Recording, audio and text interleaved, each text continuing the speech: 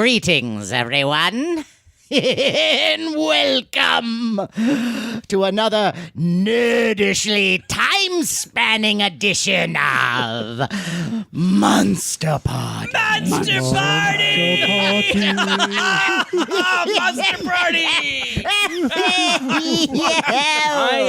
I am ready for this.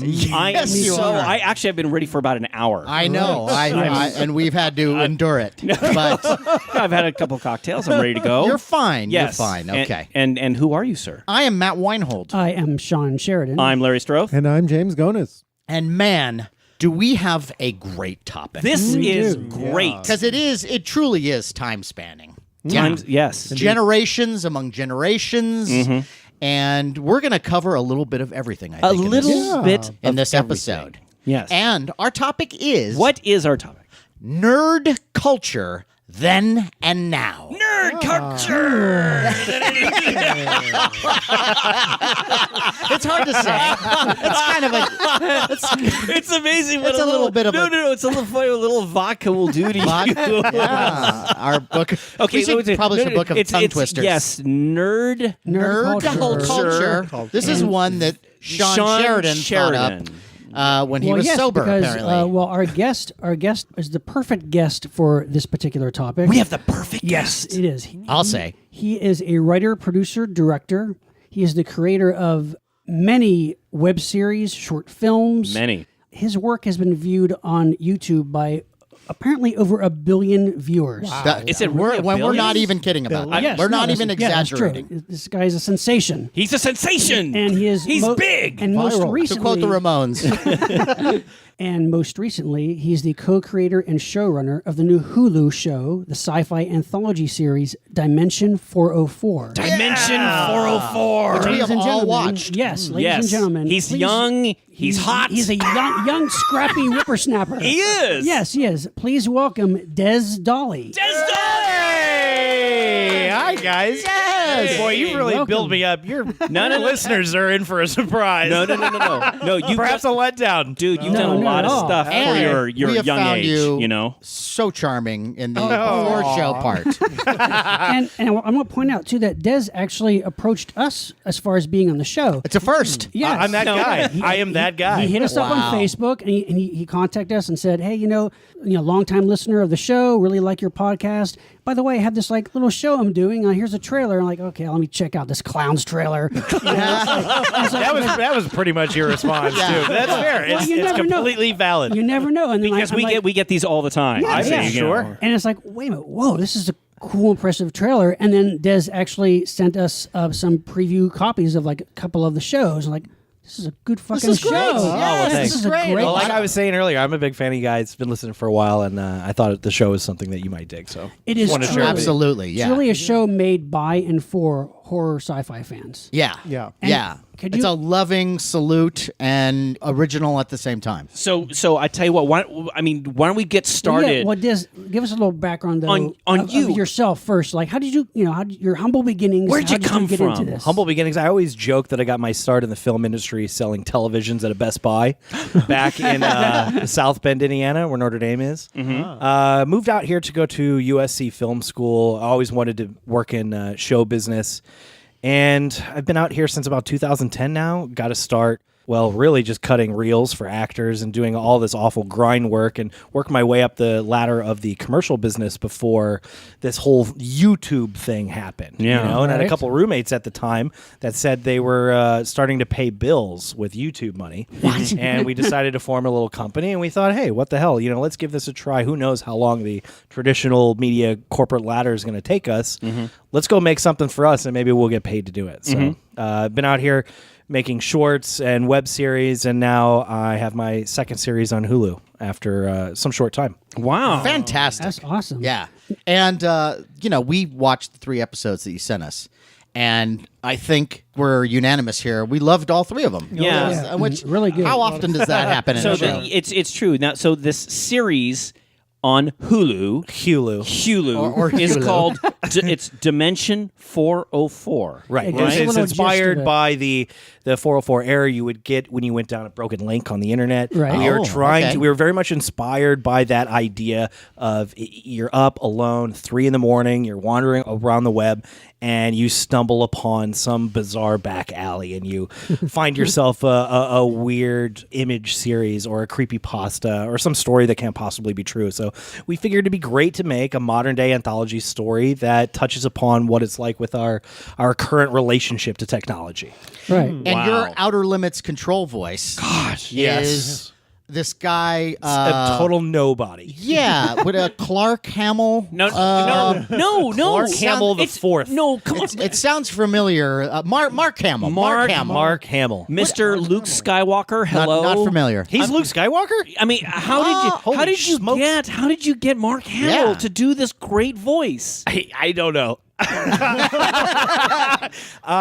honestly, aren't you one of the executive producers? Yeah, on this? I can tell you. Come on. Was it cold calling, or did you meet him somewhere? You know, to be fair, I can't take credit for the idea. That's fine. The studio called me and they said, "Look, your ideas are really cool." I was coming up with. I won't say the folks I had in mind. I originally wanted a female for the show, having never. I'm not familiar with any anthology show that has a female as a narrator, so I thought, let's be No, a first. That's true. Yeah. That's true. It's a great idea. Unfortunately, there aren't a lot of female actresses with a sci-fi viewer who were really interested in doing that type of thing. So the studio Lionsgate calls me and they says, "Look, we're coming out in 4 weeks. We know a guy that knows Mark Hamill. Are you interested in Mark Hamill?" And I said, "Hell fucking yeah. Let's get him on the phone right now. If you're telling me we got a shot at Luke Skywalker, I'll type up a letter right now. We'll send it over there." And just by chance, he had always wanted to do an anthology show. No. He said he was a big fan of Twilight Zone, obviously, when he was a kid.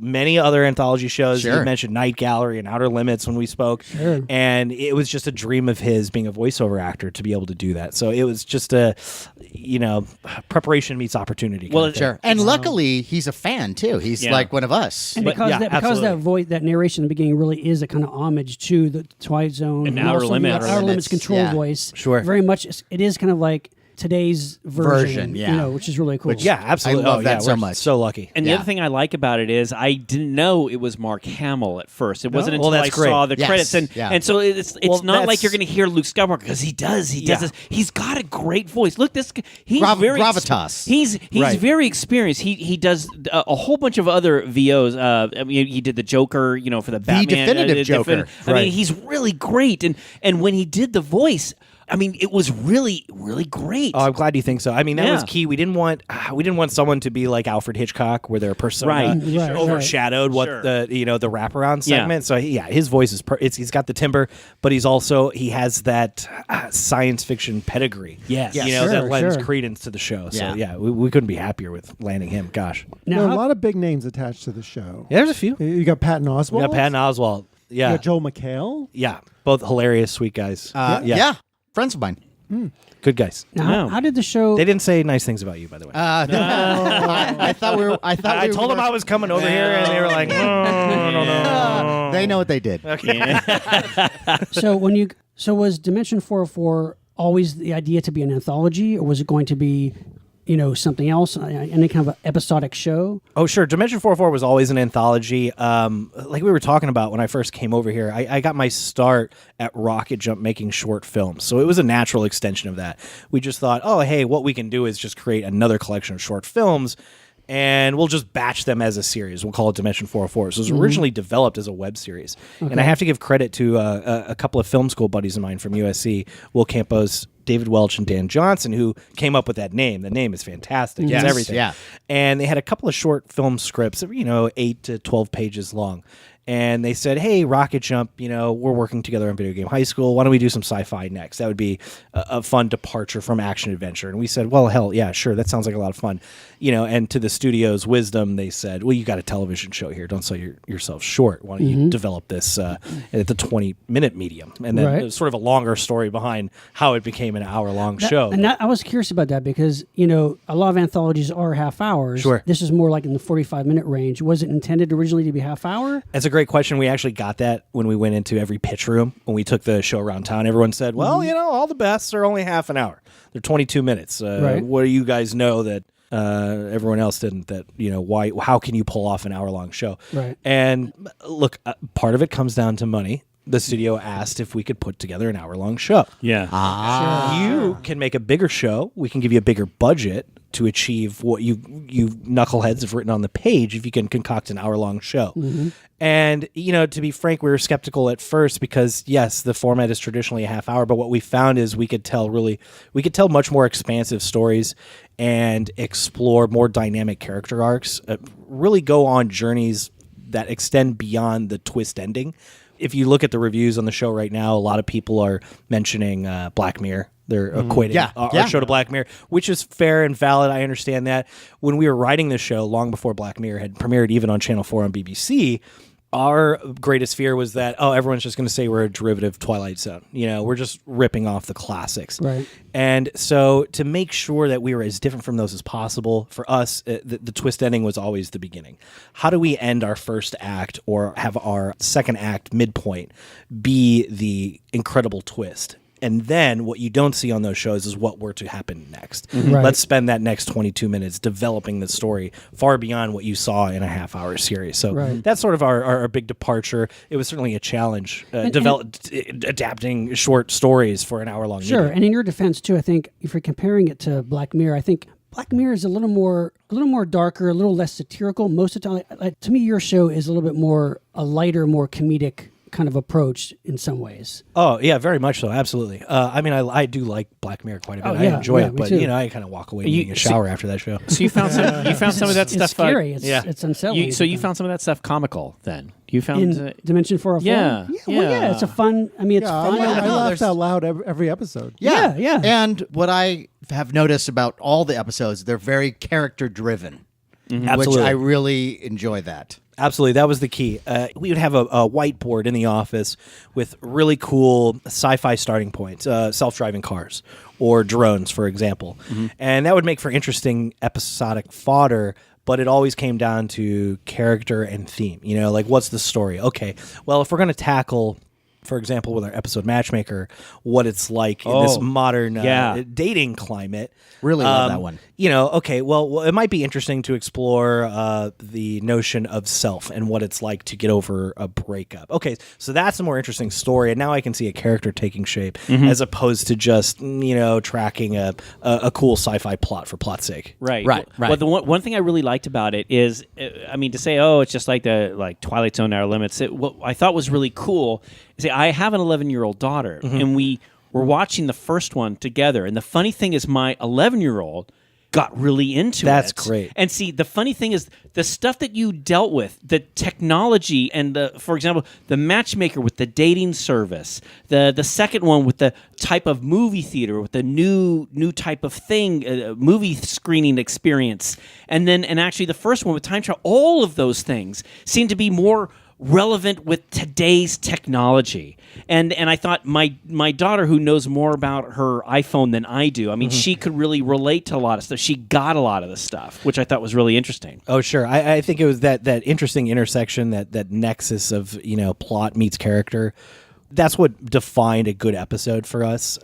We always pitched that we wanted it to be a show that fathers could sit down and watch with their sons and daughters. Right. Good thing you said daughters. Good thing you said that. Well, and in fact, even in the episode where it's the Cinethrax with Patton Oswalt and the relationship he has with his niece. His niece. Sure. Oh, Yeah, and it kind of mirrors a little bit almost like with you and your daughter, the idea of Matt, trying to share what you love with the next generation. See, the funny thing about this, Des, is I was actually really nervous when it started. I went, oh shit! First of all, I've eaten burritos in my car, and I've got stuff. And it's like, having an 11-year-old, she hasn't got to that point yet where she doesn't want to be seen with dad. But It's coming. It's coming. I'm sure it is. But yeah, I do take her to the classic monster movie experiences. I took her to see Creature from the Black Lagoon in 3D, and I took her to see a Shin Godzilla, and I always asked her about it, say, would you like to see, I tried to set up like, you're going to go with me, you're going to learn. No, I tried to set it up. I tried to give her the background, and she would say, yeah, Dad, I'd like to check that out. And she's really enjoyed it. But this is also the same kid who had, little stuffed creature in her crib waiting for her. She has she's a huge Harry Potter fan. She kind of likes a lot of the stuff that I like so far. But Right. As that piece started to go through, I started to get a little worried. I wasn't sure where this was going to go. That phase is coming, my friend. Yeah. But Des, like you said, like speaking of like generations and nerd culture then and now, the episodes that we saw, like the one Matchmaker episode is about like online dating and Match.com. The Cinethrax is like that ArcLight IMAX experience. Yeah, in so the big movie theaters. palace. Yeah. And even the time travel one with involves an old cartoon from the 90s. Which I love. From the 90s. Yeah, that one kind of hurt a little bit. Yeah. No, there's a lot of me in that episode too. Yeah. I mean, do you realize we're talking to a guy who was born the year E.T. came out? The year I cried. First movie I've ever seen. When you were young? Well, when you also- were one? also- you weren't even one. Well, my parents. Womb cam. Yeah, basically. Movies. What 2 movies would come out a year back then? So Yeah, my parents would right. take me. They took me months later, and the story is I slept through it, and I woke up during the credits and started crying immediately and demanded that they take me to the immediate next showing, and we sat through. So not like Matt, who slept through it and cried. I cried because I wanted it to end. No, see, some people here really love E.T. Look, I liked it when I saw that in the theater. Yeah. And I loved it. I enjoyed it. It's one of those movies for me that does not hold up. There are certain movies that do. And I think if you showed that to a kid now, to Steven Spielberg's credit, they would like that movie now to this day. Right, I think it's a right. good kids movie. Yeah, But well- for me, it doesn't hold up because it still gets me, man. It still gets me. It pulls at my Well, heartstrings. we were like 17, 18 when that first came out. Right. Yes. And I think back then we were just young enough to be able to have that sort of childlike, naivete or childlike sensibility where we could embrace it. Now, as we get older, So Yeah. you're afraid to let your emotions out. Is that what you're saying? You see something that pulls at the your human heartstrings? centipede is now my ET. No. Oh, they're all together now. but based on that, Des, I was also going to reflect on how, even though these stories are in line with modern technology, they still, in watching them, I was still struck by, with the Matchmaker episode, how there was a little bit of a Philip K. Dick classic influence. Oh, Yes. sure. Yeah. And with the Cinethrax episode, there was even a little bit of a Lovecraft influence. Oh yeah, absolutely. Oh, that's yeah, very much No, so. you're talking Yes. about the writers' room's favorite authors right there. Right. Yeah, Yeah. absolutely. No, we walked in with suitcases full of influences, and that's the cool thing about doing an anthology show, where every episode you can mishmash some of your favorite things together and come up with something completely new and different. Now, I have a question about that episode. You must have thought of Patton Oswalt as you were writing it. Yeah, it's so weird to me that he's even in that episode. Wow. Because as we wrote it, before we wrote it, we do what's called a character tree, where we basically from head to toe figure out who this person is, what they look like, if they have tattoos, what they think and feel, what their entire backstory is. And we could only ever imagine Patton Oswalt. Not even a Patton Oswalt type, but it was literally in that breakdown, this is Patton Oswalt. It has to be him. This is Patton Oswalt. Right. So when we got down to casting director says, who is in this? And we said, well, our example would be Patton Oswalt. We're not going to get Patton Oswalt, but Patton Oswalt is the touchstone. So let's put Patton Oswalt types together. And unfortunately, there are no Patton Oswalt types. Really? Not really. I failed to find anyone who could hold a candle to Patton Oswalt and what he would have brought to this. Yeah. And he is that guy in the Yeah. sense, especially when it comes to like the theater etiquette. Yeah. Like, that's a big deal with him. Right, big movie nerd, Yeah. kind of famously curmudgeon-y. No, he was absolutely perfect for that. He had the look and feel and the persona and everything. And again, our casting director just said, well, hell, we'll ask. And what's the worst he can say is no. Right. And I'm like, oh my God, really? Are you kidding me? Can I talk to him? Like, no, shut up. Relax. Pipe down, Dolly. But no, they reached out to Pat and they sent him the script, and it was something he was really into. We were really honored that it was his first piece of work back after he took some time off of work. Yes, yeah. That's right. Yeah. Wow. And I mean, it also helps too that he's a fan. He's a fan. Of He's this a big stuff. fan, and Yeah. he just got it. He and I spoke via email a couple of times, and just found a connection over the shared love of the same kind of bizarro genre films. And he was like, okay, I get it. Right. These guys aren't just trying to rip something off. These aren't just a couple of YouTube knuckleheads. They're true I mean, maybe they lovers. are, but they like Their heart's in the right place. Yeah, exactly. They like the same stuff I like. Well, Des, that's what I want to ask you. Is it was refreshing with you is that despite your young age, you really are into all the stuff that we are into. I mean, and in the shows, there are references to like Reanimator and Silent Running. Yeah, I that was a good one. Suspiria. Yeah. And, I mean, you've talked about, Fangoria Magazine. I mean, I want to hear about your influences growing up as far as horror and sci-fi. What were your touchstones? Yeah. Look, I'm a big movie nerd, and specifically a genre nerd, and I always have been. My family was sort of famous in the Midwest for being a wrestling family. From my father to my brothers, and even my mother was in the business. Okay, wait a minute. Hold on. Not professional wrestling. Well, it's a whole thing. You'll have to do a whole separate show on this. But All my right, youngest well, brother we'll start it does right do now. professional wrestling. Wait, with bears, I mean, Like folding Everything from chairs, high that kind of school, thing. like my yeah. brher was the best wrestler in the state of Indiana. like and real then- wrestling. and then like real real, wrestling. Right. Olympic type manly, Very incredibly wrestling. athletic, Yes. brute Gotcha. force, but also requires a lot of skill kind of Right, wrestling. right. I'm with you. Right. And I was the movie nerd who was making monster masks in my closet at home, and everyone thought I was gay. Everyone's like, my parents would take me to a wrestling tournament in, say, Indianapolis, and everyone would be like, oh my God, the Dollies are here. And they'd introduce me, and everyone would look at me, do a double take and go, there's another Dolly boy? Where did he come from? And what the hell? What's the story here? You're wearing I your don't know. Cornelius appliance. I know.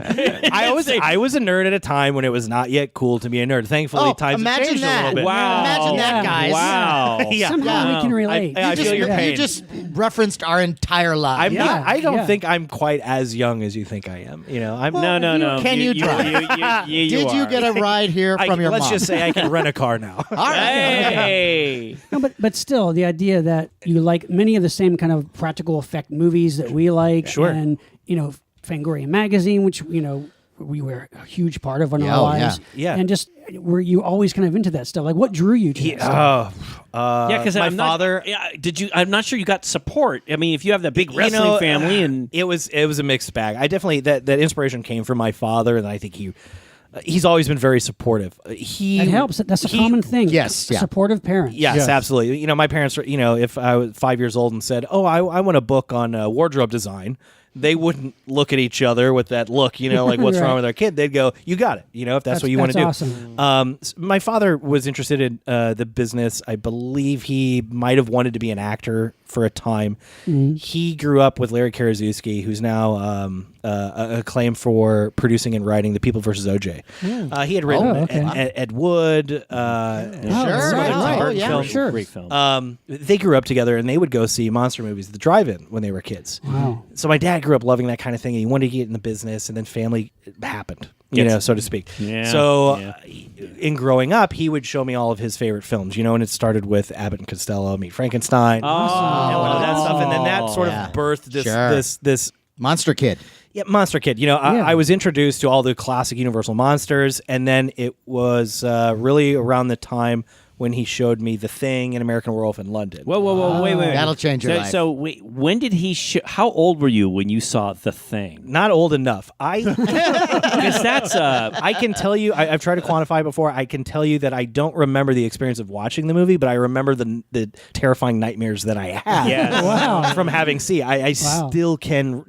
I could draw what I saw Yeah. Wow. in my sleep, having Wow. been exposed to that film at such an early age. Which is why I'm kind of very selective about showing certain things to my That's 11-year-old. fair. That's fair. Sure. Yeah. But she asked me, goes, "Daddy, what's this movie, The Thing?" No.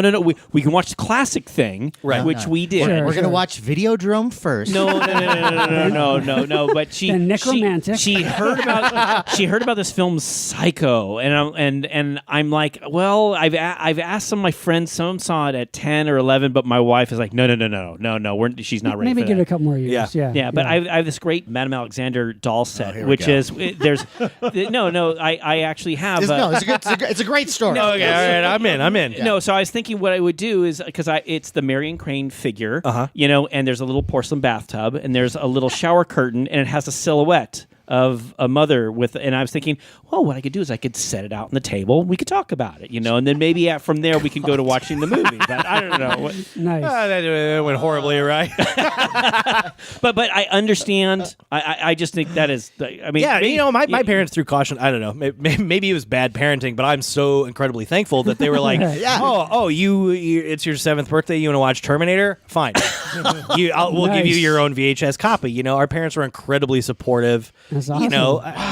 God, my father would show me these movies, and I immediately fell in love. And it was when I saw American Werewolf in London. It really blew my brain open. I was into movies before then and show business, but it was that movie that I saw. I knew my calling at the time was I'm going to be a makeup special effects person. Cool. Right. Rick Baker, Tom Savini were my heroes. That's so awesome. Yeah. Jenny Agutter. Jenny. Yeah. is she something?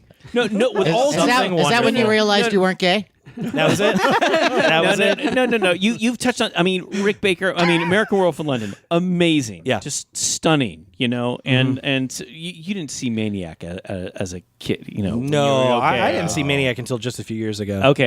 Yeah. All right. That was one of those movies that you'd always see written up in Fangoria. Yeah, or you'd see always. it in Grand Illusions. Yeah. But where could you find this? I could never, even if you went to video stores, it was hard to find. Yeah, it was tough Right, to right. find those. Those are like Maniac Cop, some of those Lustig films. Yeah. Yeah. Come by. Yeah. Friend of the show. Yeah, Yeah. we had Lustig on the show. Yeah. He's Yeah. Sitting right where you are. I right saw now. that they're doing another Maniac Cop film Yeah. with Nicholas Winding Refn. Yeah, I think he's executive producing it too. Yeah, Lustig. hopefully in more than just title. Yes, exactly. yeah, Hopefully, yeah. it's not too much of a departure. I just Yeah. hope he gets a few bucks. That's all I care. Yeah. Absolutely. That would be nice.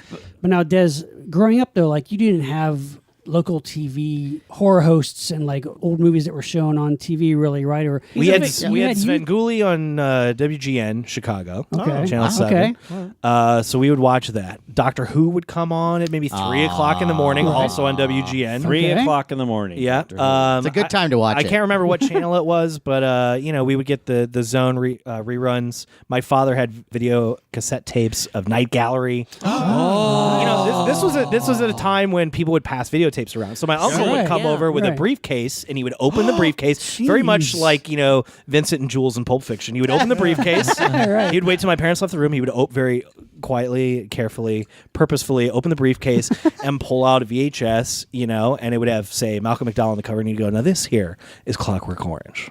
Oh! Don't tell your parents you have this. Go watch it immediately, and then bring that sucker back to me because I got more waiting for you. So yeah, a lot of people would just you'd have to pass this stuff around. You're really being molded into. Yeah. That's awesome. Yeah. That's a really healthy environment for. And I'm serious. Oh, yeah, for, so for a happy. monster kid. And that was my Great. question too. Is where did you find this stuff? Because Yeah. I guess around that time too, video stores were. See, we're talking about still happening. when he was and- born. When he was born, that's when video started to pop up. See, Sure, it's funny right, when we right. talk about nerd culture.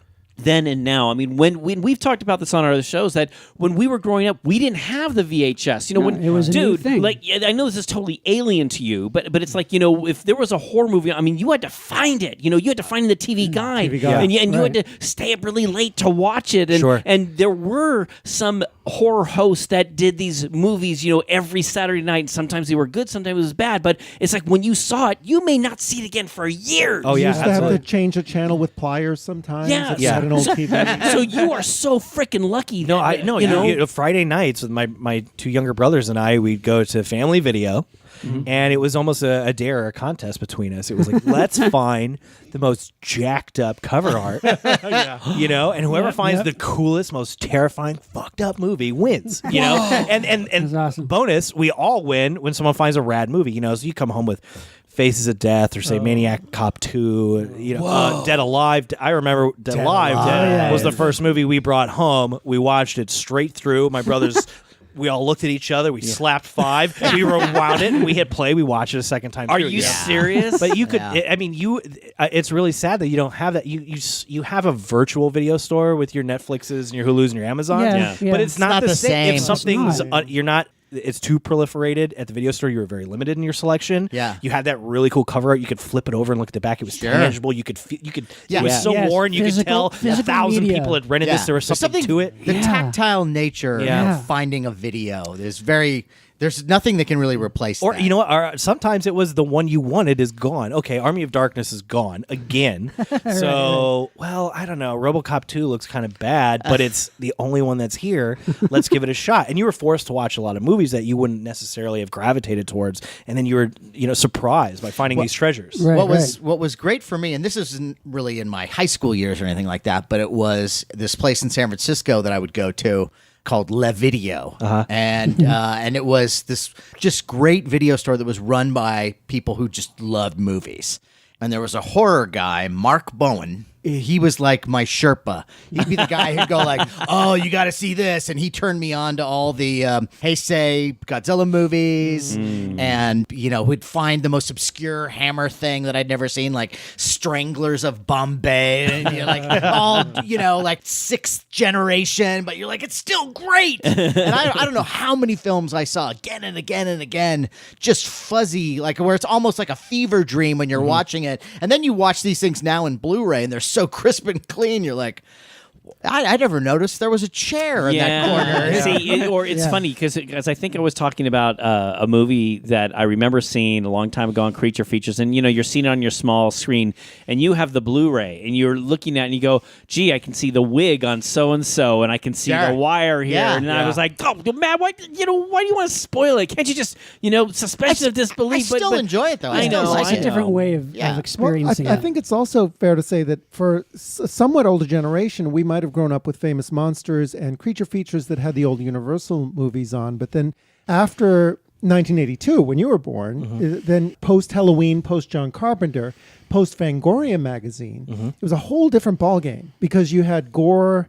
In Britain, I guess they call them video nasties, where you had banned videos. Right. And really, like the rating system didn't apply. You had a whole different category of horror to delve into, which I could only imagine was suddenly, from my own memory, from being like in high school and post-high school and renting some of these videos, was like, you don't know what you're bringing home. You don't know what you're going to be exposed to. Oh, yeah. Yeah. It was like playing Russian roulette. Yeah. Some of that stuff is, it's something. My friends put on Faces of Death, and I got to say, I was not prepared.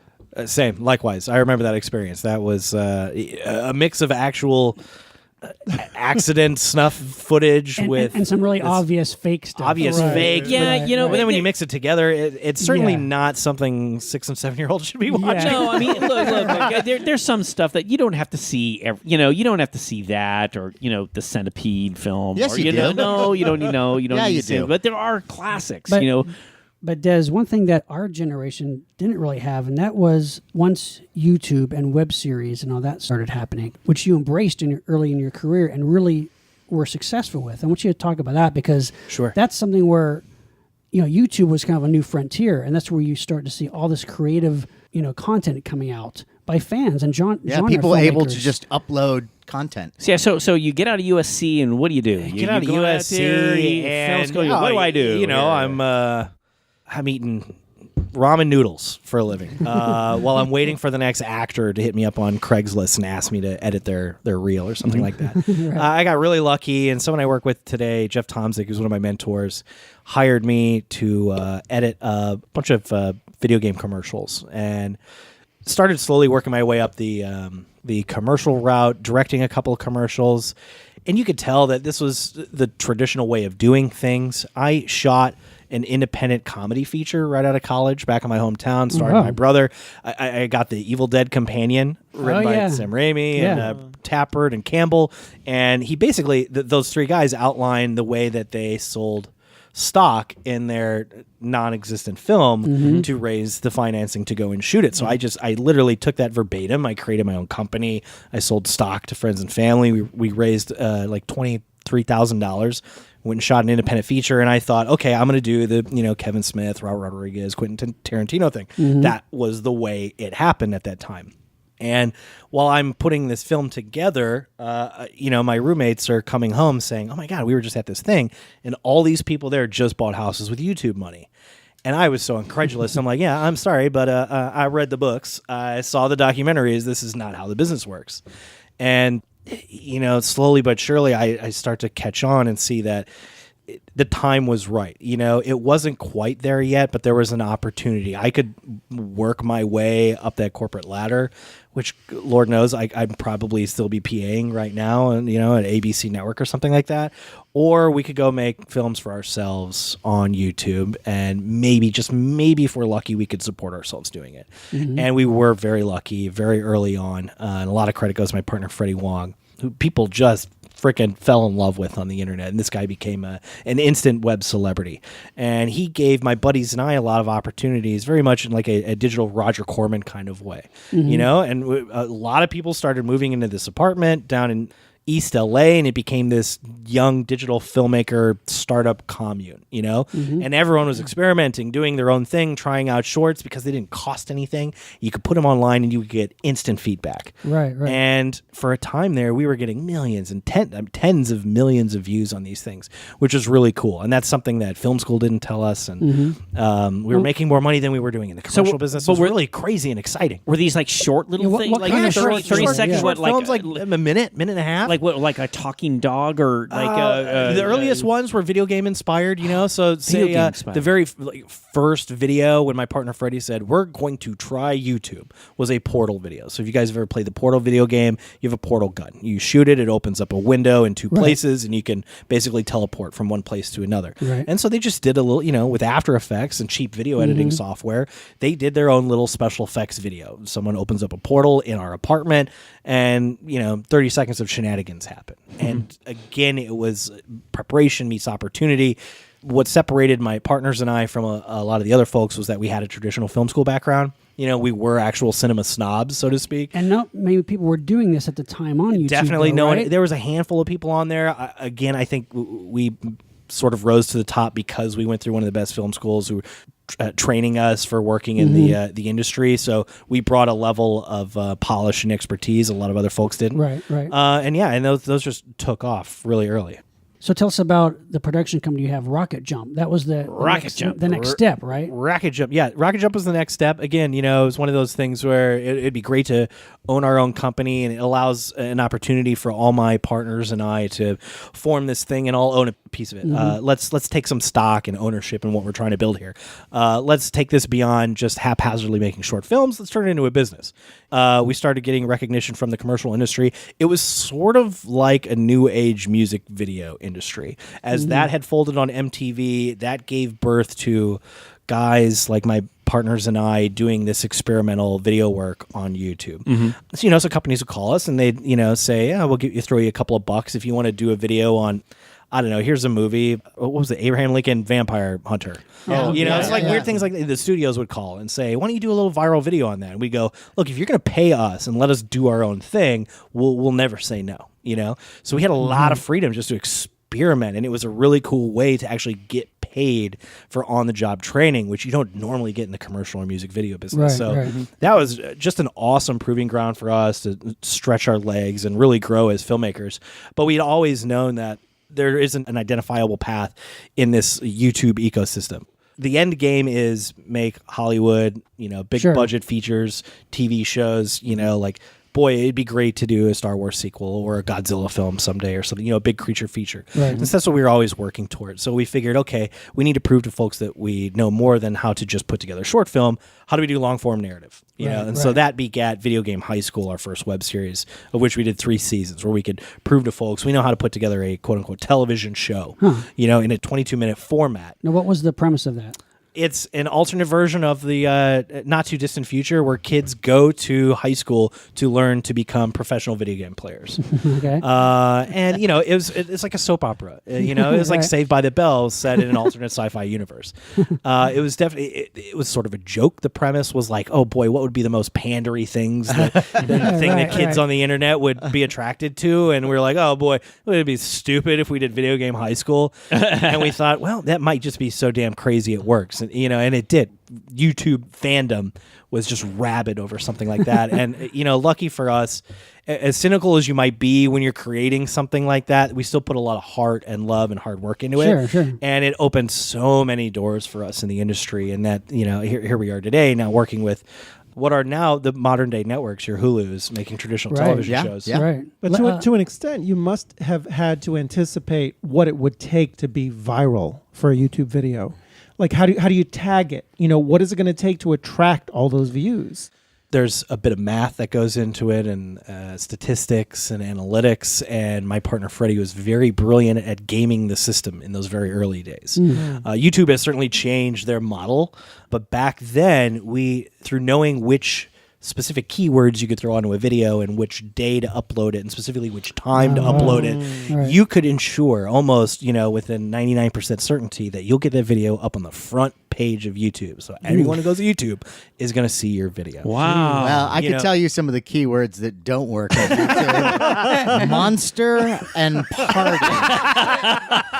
Hey, now I just want to say that our great little video that we have up on YouTube, our Monster Party Goes to Japan, is we've Got quite over a 100 hits. No, we we have. encourage our listeners to go check it No, out. and Yes. it's not. Yes. It's Yes. not like, look, yeah, everyone's laughing. It's really neat. It's a great. While we're on this subject, I'm sorry. I'm sorry. No, I should mention that the YouTube channel the Monster Party has is not exactly viral, but we do have mysteriously one video that we Kids. have up there. We edited down our Planet of the Apes 30-minute video into smaller segments, and one of our little segments has to do with the very ending of Beneath the Planet of the Apes. Okay. I'm sure you're familiar with it. Which The ending of not your YouTube video. No. Yes, Beneath the Yeah, Planet of the Apes. you know the end of the YouTube video. All the kids are into it. I wish I could say yes. I'm sorry. No, of for course some not. freakish reason that none of us can explain, that one video has above and beyond more hits than any of our other videos. Yeah. Yeah, you might have to explain it to us. No. have no idea. Doesn't it say? It says the ending Beneath Planet of the Apes. WTF. WTF, like, what the fuck? Yeah. Maybe And that's what we should maybe do it's with- because we put WTF in it that we got a lot of hits. But Monster we've got Party Goes to Japan, what the hundreds fuck? Of Maybe that's- thousands of hits on this What one was little the segment. thing we had? What is it? David Duvall and David Dakota. Dakota.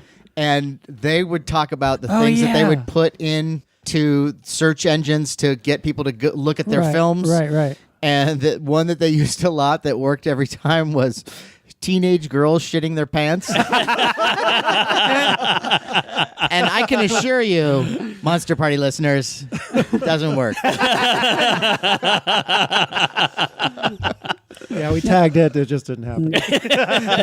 But Des, what is different about YouTube today, though? Because it seems like there's way more of everything now. Yeah. Well, they're certainly a lot more different.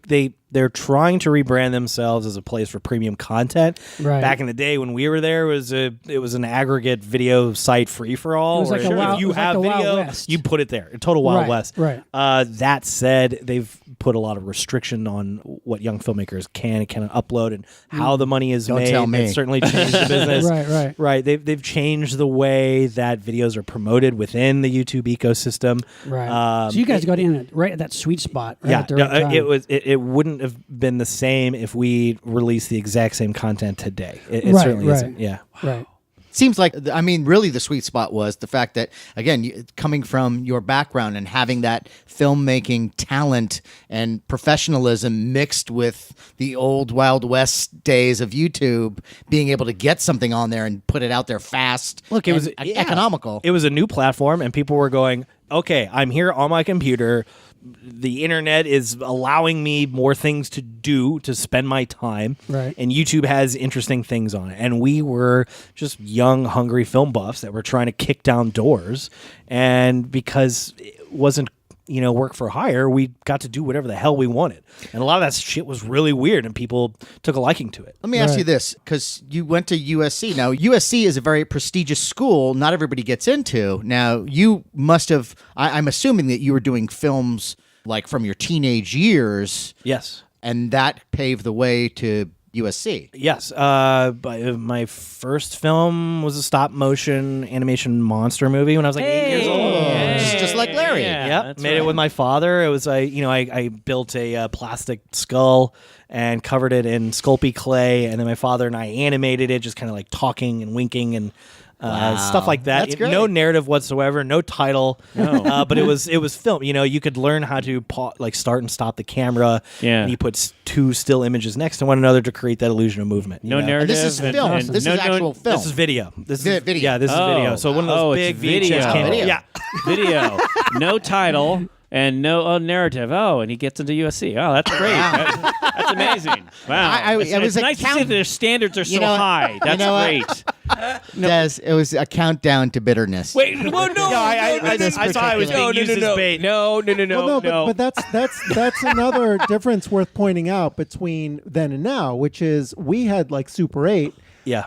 There was maybe a camcorder or high def. Now Yeah, there's yeah. digital video and iPhones. Yes, Yeah, yeah, no, I mean, you have to anybody understand when can this get- guy was, when he was Okay, making all his right. film. No, Calm down. When he was making his film, he had video. Hey, Yeah, stop motion video. Yeah. we had Super 8. Okay, Yes, we did. or 16 millimeter. Yeah. And who did anything with that? I believe Steven Spielberg might be one. Yeah. Who Yeah. started with Super 8. So it doesn't. It's not the format. It's the creative mind the behind passion, it. the vision. Yeah. Yeah. You went to AFI. Yes, He went I to did. AFI. That's great. Yeah.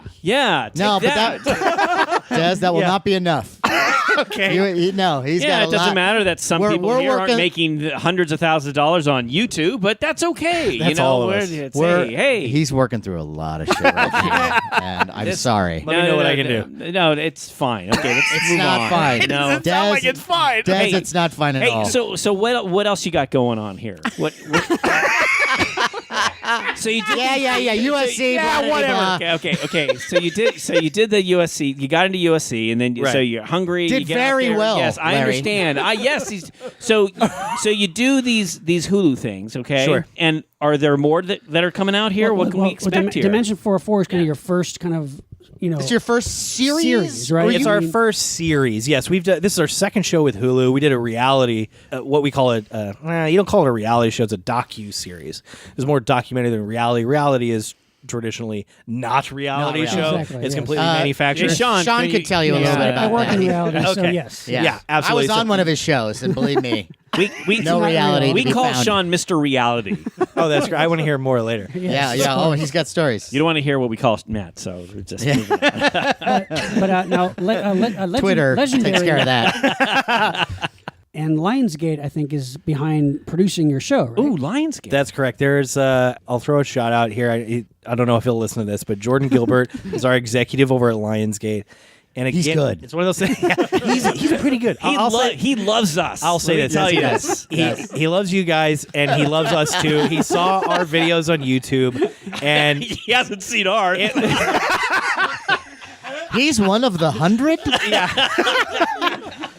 no, we were really lucky. He saw our stuff and he liked it, and he talked to his bosses, and we were the first clients that he brought in there. He said, "Look, there's some Wow. people on the internet that I think you want to take a look at. It's kind of like back in the day when you were polling, well, this sounds pretentious, but when you're looking at, I won't say names, but you're looking at music video directors working on MTV. Let's pluck them and talk to them about directing their first horror movies Sure, and stuff like right. that. So it's the same kind of thing. So they brought us into Lionsgate, and we did one series produced by Lionsgate with Hulu. It was a docu-reality series, and it was the way I described it to you earlier. It was like American Chopper, only instead of us building motorcycles, right. it's us doing our viral short films. But again, that was Did they expect you to build a chopper at the end? I almost wish we would have, and I would have been able to drive something away from that show. That would have been nice.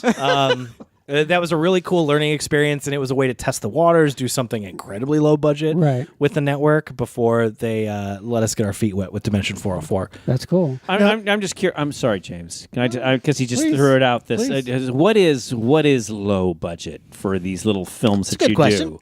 These little tinkering things. Okay, could you stop with the little? He said He went a to little- USC. Sure. Okay, how are we gonna beat this over like dead horse? Come on, Yeah. let's Okay. come on. So what are we? so What low are we talking budget about? for, say, Dimension 404? yeah, well, go back a little bit. You want to talk about, the early YouTube videos? Yeah, and then move on. A lot of those YouTube videos were done for the cost of a couple of pizzas for our friends and a case of water and a box of granola bars. Wow. No way. Yeah, That's man. awesome. A film crew is paid with food. And we right, could bring a right. lot my of God. lot of hungry film school friends come over because it's an opportunity to hold a boom mic and feel like they're a filmmaker Right. for 2 hours if they're going to get fed. Food, So most food and sex. Wait, don't, no. This is how rumors get started. See, now he's going to look like Mr. Gigolo. Okay, Just to be clear. That's Dimension 405. Yeah, just to be clear, there were no sexual favors. It was really just food. Absolutely not. Just, well, it depends on the video, I guess. But mostly food. Most of those videos were very early on were done for the cost of food, and then I would say, I don't know, they probably averaged about $1,000. Once you get to a point where people know that you're making a couple bucks off of Hulu, Right. excuse me, YouTube, you gotta pay people. And Right. of course, Right. we don't object to that. So you'd pay people a fair rate, Okay.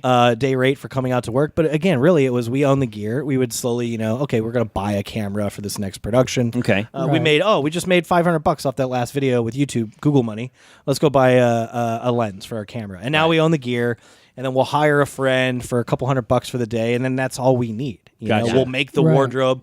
We'll buy a couple cans of spray paint and paint cardboard to build our props. Very, very kind of guerrilla style. Incredibly really. guerrilla DIY. We spent nothing on those earliest films. Okay, but amazing. now you get a few bucks. Now it's Couple like bucks. well, now when you do the Dimension 404, now what do we do? Because you've got some pretty decent talent here. Sure. There's a lot of great names in that show. Is this shot in L.A.? It's all shot in L.A. See, kudos to you, sir. Not going out to Toronto or wherever it is. I think a lot of that had to do. Well, we had floated that out as look. It's very expensive to shoot in Los Angeles. Yeah. It's also very comfortable. Yeah. To be able to shoot in your hometown, to be able to go home at night and relax. Sure. So we were all interested in that. I think a lot of it had to do with the fact that this was the first time we were spending a lot of the studio's money, and they really wanted to keep us on a tight leash. And they said, you know what? Maybe if this first season turns out well, we can talk about going to Canada, or we can get a really nice tax break and blah, blah, blah. But this first season, we want you in our backyard so we can keep an eye on you. Was it easier to get the talent because of the LA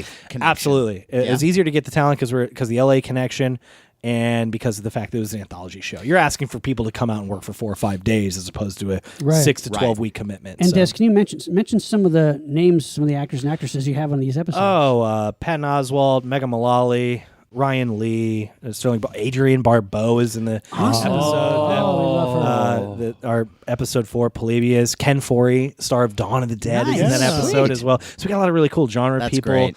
Yeah, I don't know, just Joel McHale and Joel McHale. Yeah, so many really cool Mr. people. Comedy. That were, No, we obviously we must have been heavily influenced by Outer Limits and Twilight Zone. Absolutely. Because it's a loving homage or It really is. continuation. I mean, we were talking earlier about how I was remembering the Twilight Zone reboots and how Dimension 404 is actually, for me, a little bit more successful at pulling that off. Well, Wow. it feels. There's a handful of those episodes that are okay. Yeah. But they all feel kind of flat. They have a stale quality to them. This feels fresh and fun. Yeah. Like you could tell Yeah. that there are people behind this that really enjoy what they're doing. A lot of that, that's a testament to the exuberance of the cast, the crew, and specifically the filmmakers on every one of these episodes. My writers and fellow producers and directors and I, this is our first big job. So we really want to impress people. We're throwing our all into this. I can imagine what it must have been like to do, a sort of a network Twilight Zone studio financed reboot where it's kind of like, this is just like a work for hire. Exactly. It feels kind of weird. It's the network Yeah. suits sort of dictating, okay, this is what it should be like. Yeah. Whereas this is more of a labor of love. Oh, absolutely. No, this is something that, God, we've been writing for years and years now, trying to get this into production. Now, with today's nerd culture and with all the different options you have for genre content, like with Hulu and Netflix and all these channels and all these shows, do you see the platforms changing, or where do you see it going as far as, because like your show is like a great little niche on Hulu, and that's kind of a big deal. Where do you see this going? As far as other, Black Mirror's pretty popular. Are there going to be other anthology shows, but just genre content in general? I think with this proliferation of content offerings, you're going to see everything becoming niche. The budgets on shows will probably start to come down. Yeah. As, I don't know. It's tough to say, though. It changes literally every month. It does. It is an insane Wild West right now. I feel very lucky to be here at this time, because people are throwing a lot of money around and people are experimenting. So that gives guys like me an opportunity to come in and spend some of that and try out some of my ideas. God, I really don't know. I really don't know what the future holds. I just hope that we get to keep making cool stuff that people like. it does seem like it's really almost like a renaissance when it comes to genre content. Like there's so many opportunities. There's so many shows. The sheer amount of shows now. Genre And they're stuff. mostly genre shows. mostly. And Yeah. they're spending Yeah. a lot of money on these Yeah. shows. And a lot of them are, to be fair, pretty good. Yeah. There's a lot of good stuff out there. Like I said, I just finished Legion. And I'm telling you, that is a good time. Right. And yeah, it's FX, and FX is a bigger network. But for every show like that, there's, a Hulu show or a YouTube show. And I look at a lot of this stuff and I go, wow, there's a lot of great minds that are being put to good use and a lot of talent that's being utilized. We brought this up on other shows. Talk about nerd culture then and now. We had talked about when we were growing up. The nerd. Who was that nerd? Whether that was the guy that had, he drew Godzilla over there, and don't want to talk to him, or he's that kid who likes to play with computers, and in movies, like even in the movie War Games, which came out in the early Roderick. 80s. Yeah, exactly. Where the nerd kid, the computer kid, they're kind of ostracized. They're really not the popular kid. Right. But where we've come. I mean, it's like It's completely inverted now. My God! First of Yeah, all, it has. some of the wealthiest people in the world are those so-called nerds. Nerd culture, whether it's science fiction, fantasy, horror, comics, my God, and pop culture all over the world. They're Des. the reigning Yes, genres. and now, and the funny thing, the biggest thing to me is how many people have a little phone, an iPhone, which is basically a small computer. Now you've got regular folks or people who are the sports jock or the cheerleader or whatever. Everyone's using that phone, something that may have been thought of as, that's the nerd toy. And now everyone can identify with whether it's the computer thing or you're getting your cool content. Now it's kind of cool in a way to be a nerd, and it's all over the place. We were all of us, I believe, were just at Monsterpalooza, the Monsterpalooza convention in Pasadena. And I was amazed at, I've been going for quite a few years now. Yeah.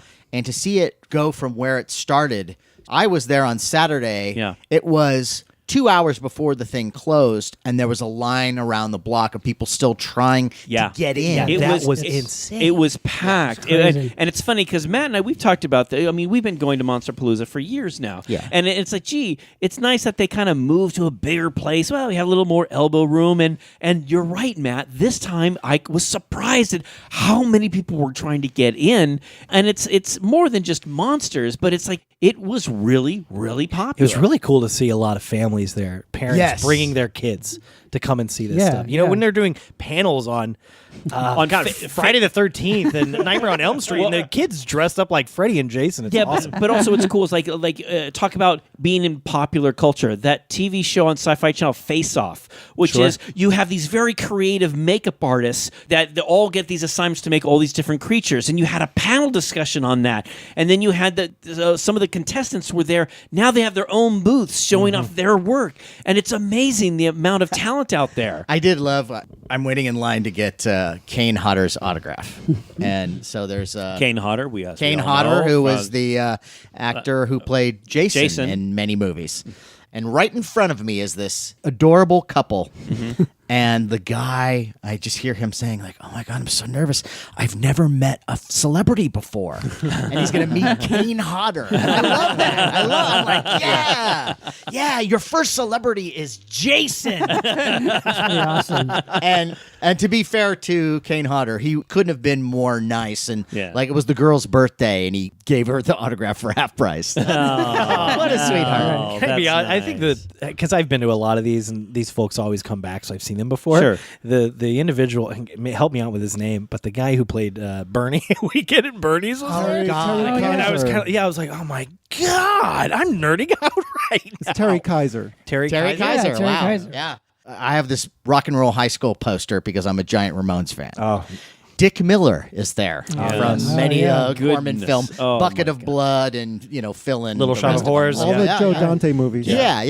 And so he's there, and I was like, okay, this is my chance to get Dick Miller to sign my Rock and Roll High School poster. And I go up to him, and I'm like, hey, Rock and Roll High School. And he's like, yeah. I was like, how was it to work with the Ramones? And he was like, and his assistant went, "They're ugly, ugly people." Like, the assistant knew the line from the movie. Oh, and my he goes, God. Yeah, but God awesome. bless him for being there. Yeah. That's the thing too. Is it like it's some of these Yeah, conventions? yeah. It's your last chance to ever get to even see some of these people. Yeah. Also plus our generation, they've grown up being fans the way that we were, grown up making the types of movies and TV programming that we wanted to see and that they wanted to see.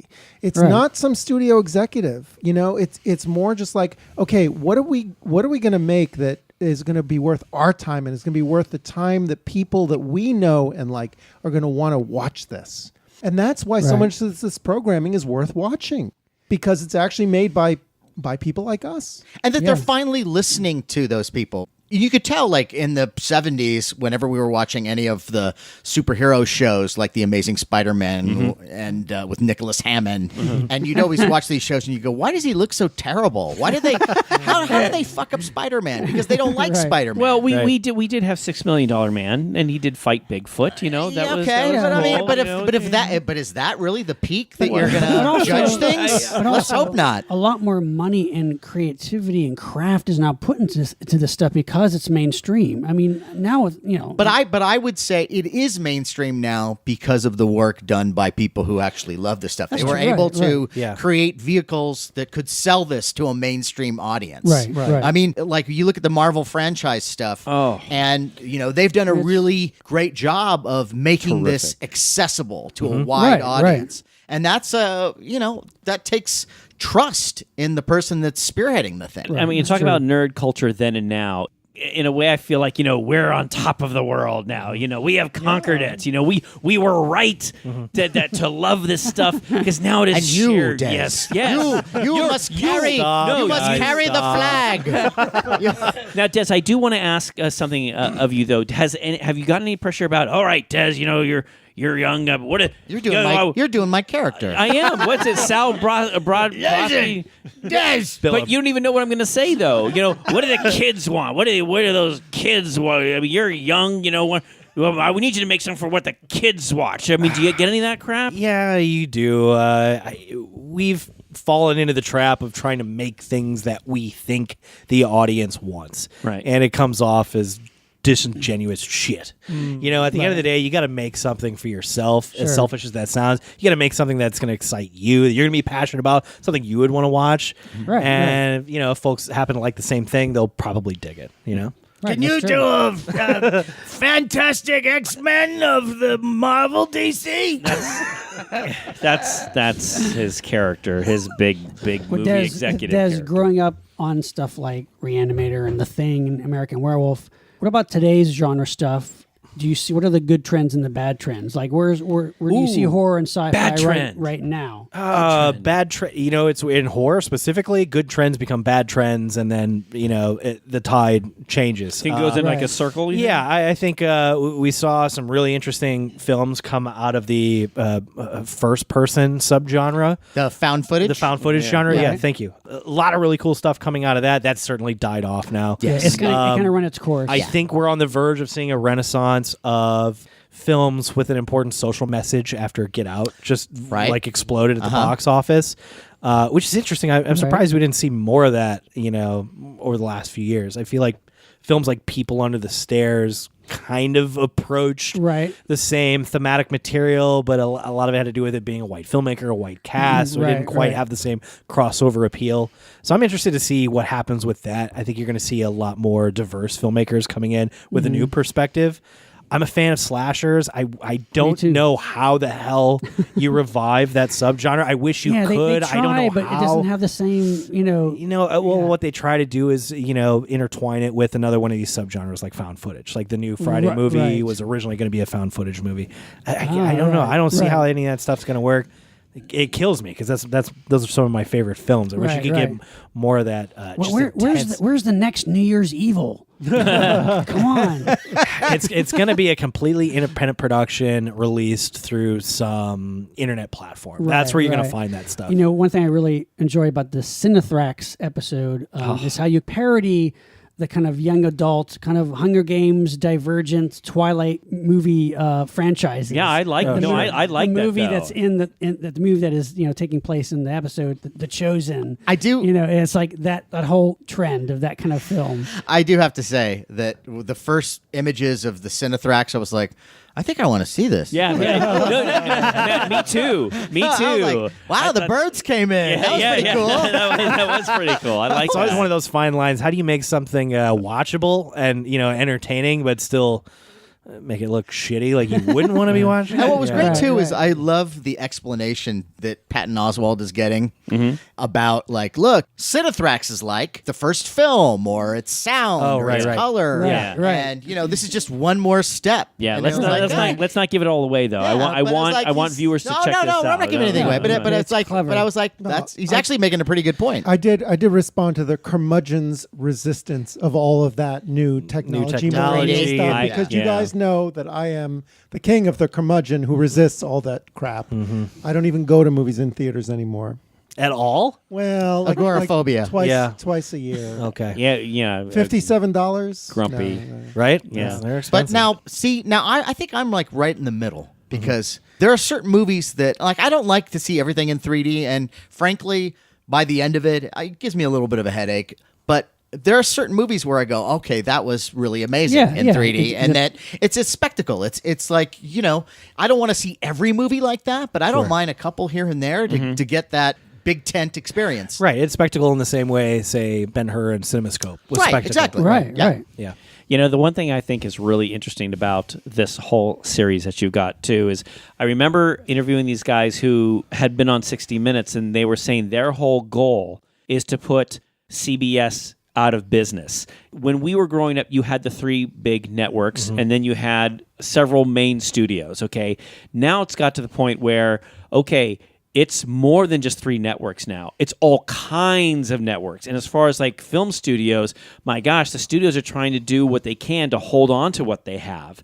Because, you have your Netflix and your Hulu and all these other things. And now it's so easy to, well, not say easy to make content, but to get content on a platform. Right. I mean, there's so much out there. There's too much. There's too much. I think the statistic was if you were to stack every brand new piece of television end to end, there aren't enough hours in the year to watch it all. Wow. So the question I believe that. terrifying. So the question is, what do you do to make your thing stand out? What is it that you do to make it be the thing that everyone wants to see? Look, it's got to have a mix of craft, skill, the coolness factor and originality. Yeah. I think that's what. Yes, of course, cool. I'd be attracted to cool. I think might only mainly apply to genre stuff. There's a lot of really good dramatic stuff that's going to get produced that may not necessarily be cool, but it's original and it's Right. interesting. Right. It all comes down to good storytelling. It's the same reason why we've been gathering around fires, since the millennia ago. Right. Because there's something interesting there that it helps us understand this weird, wild world that we live in. If I learned anything from the opening of Amazing Stories, it was that telling stories in front of a fire. The best part of that series was the opening. Yeah. And this really is the golden age of television, in my opinion. I mean, I hear so many people saying how, every movie that comes out, it's a superhero thing. Well, first of all, is that a bad thing? No. Not for me. Is it a good superhero movie? As long as you're Right, making right. a good product.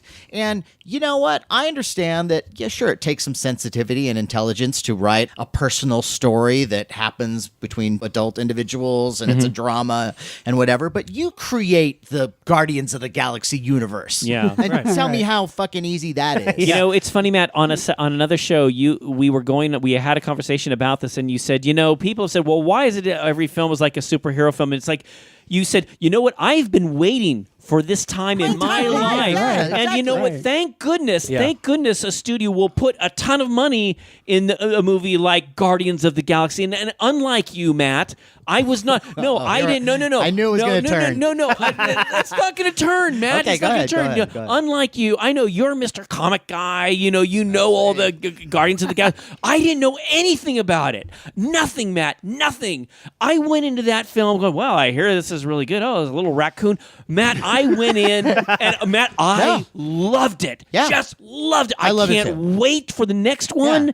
And it's like, thank goodness you put that much care, money, talent into this. And why piece. isn't that, like, you go back for the last couple of years of the Oscars, and how disappointing they were. Sure. Forget about the racial bias, because I think this year it was a bit better. Still not, even keel, but it's a bit better. But how come none of those genre movies are represented? I think the last time we they got, never are. I mean, Silence of the Lambs, I think was the last time anything got any kind of recognition. spotlight. Yeah. But there's a lot of great movies. Like, Maybe you need some new categories. Maybe you need, because I don't know, Kong Skull Island, cool fucking movie. Yeah, fun. It's not going to win Best Picture, but maybe you got to add categories like most awesome Gorilla? fucking movie. Best monster Yeah, fight. most entertaining experience at the theater.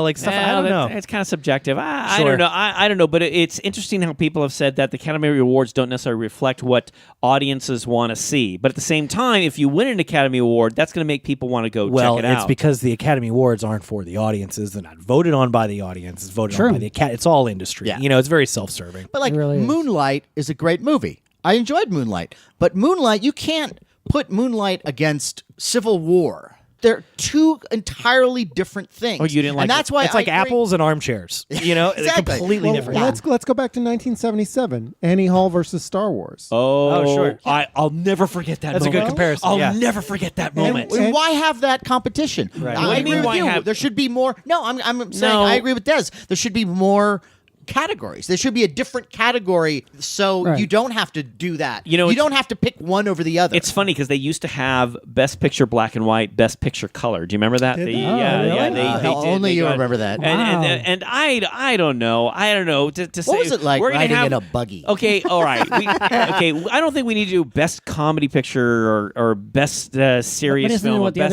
other awards do, like Fantastic- the I don't Golden know. Globes. The Golden Globes Yeah, kind they of do separated, that, right? yeah. Right. But what's wrong with that, though? Maybe if not at the Oscars, if you don't want to taint the Oscars, maybe there's I don't wanna another taint way the Oscars. to say And don't bring up that word. Taint? taint. See, Taint. Sorry, I did it. Maybe there's another way to, Now, to Human celebrate, Centipede. give more credence and recognition to those genre films. I don't know. Right, Well, right. for anybody who can complain that movies that are released in theaters are limited to just tentpole commercial comic book type releases, my answer to that would be that now there's content outlets for all different types of yeah. shows I mean, on the networks, at your on fingertips. cable, Yeah. on streaming, On Turner Classic services. Movies. Yeah, whatever. I mean, where you've it's- got a lot of great original programming. Yeah. But then also, when it comes to drama, television is the way to go, because some of the greatest, most memorable dramas of this age have been on television. Mad Men, Fargo, Right. Walking Dead. I mean, yeah, Oh, come on. Come on. Come on. No.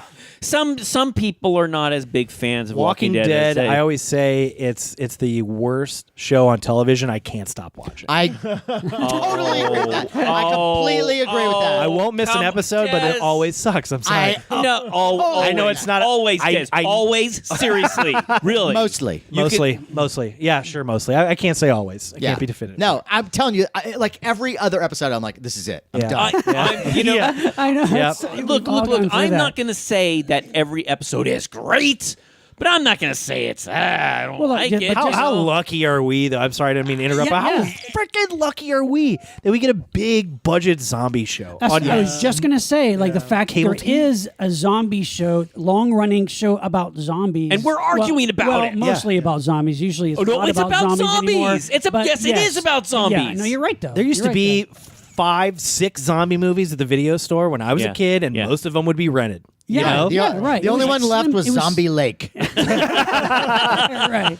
Yeah, but you're right though. It's slim pickings. I mean, it's like Yeah. I know we've said this so many times, but like genre fans today who aren't our age don't know how lucky they have Yeah. it and the choices and the accessibility Now, let me- they have. Yeah, but it's insane. I'm curious now. So peer into the future, guys. Let me flip this on you. What do you? All right. Do you think it's how long do you think this? I know. We're going to be able to Well, ride this nerd wave. I don't know before it breaks. because eventually everything comes to Well, look at the everything look at the good Western genre, for example. We got a ton of great Westerns. long period. And then everyone, the audience said, all right, we've had enough. So we're going to see that with the Marvel superhero films after it's run its course.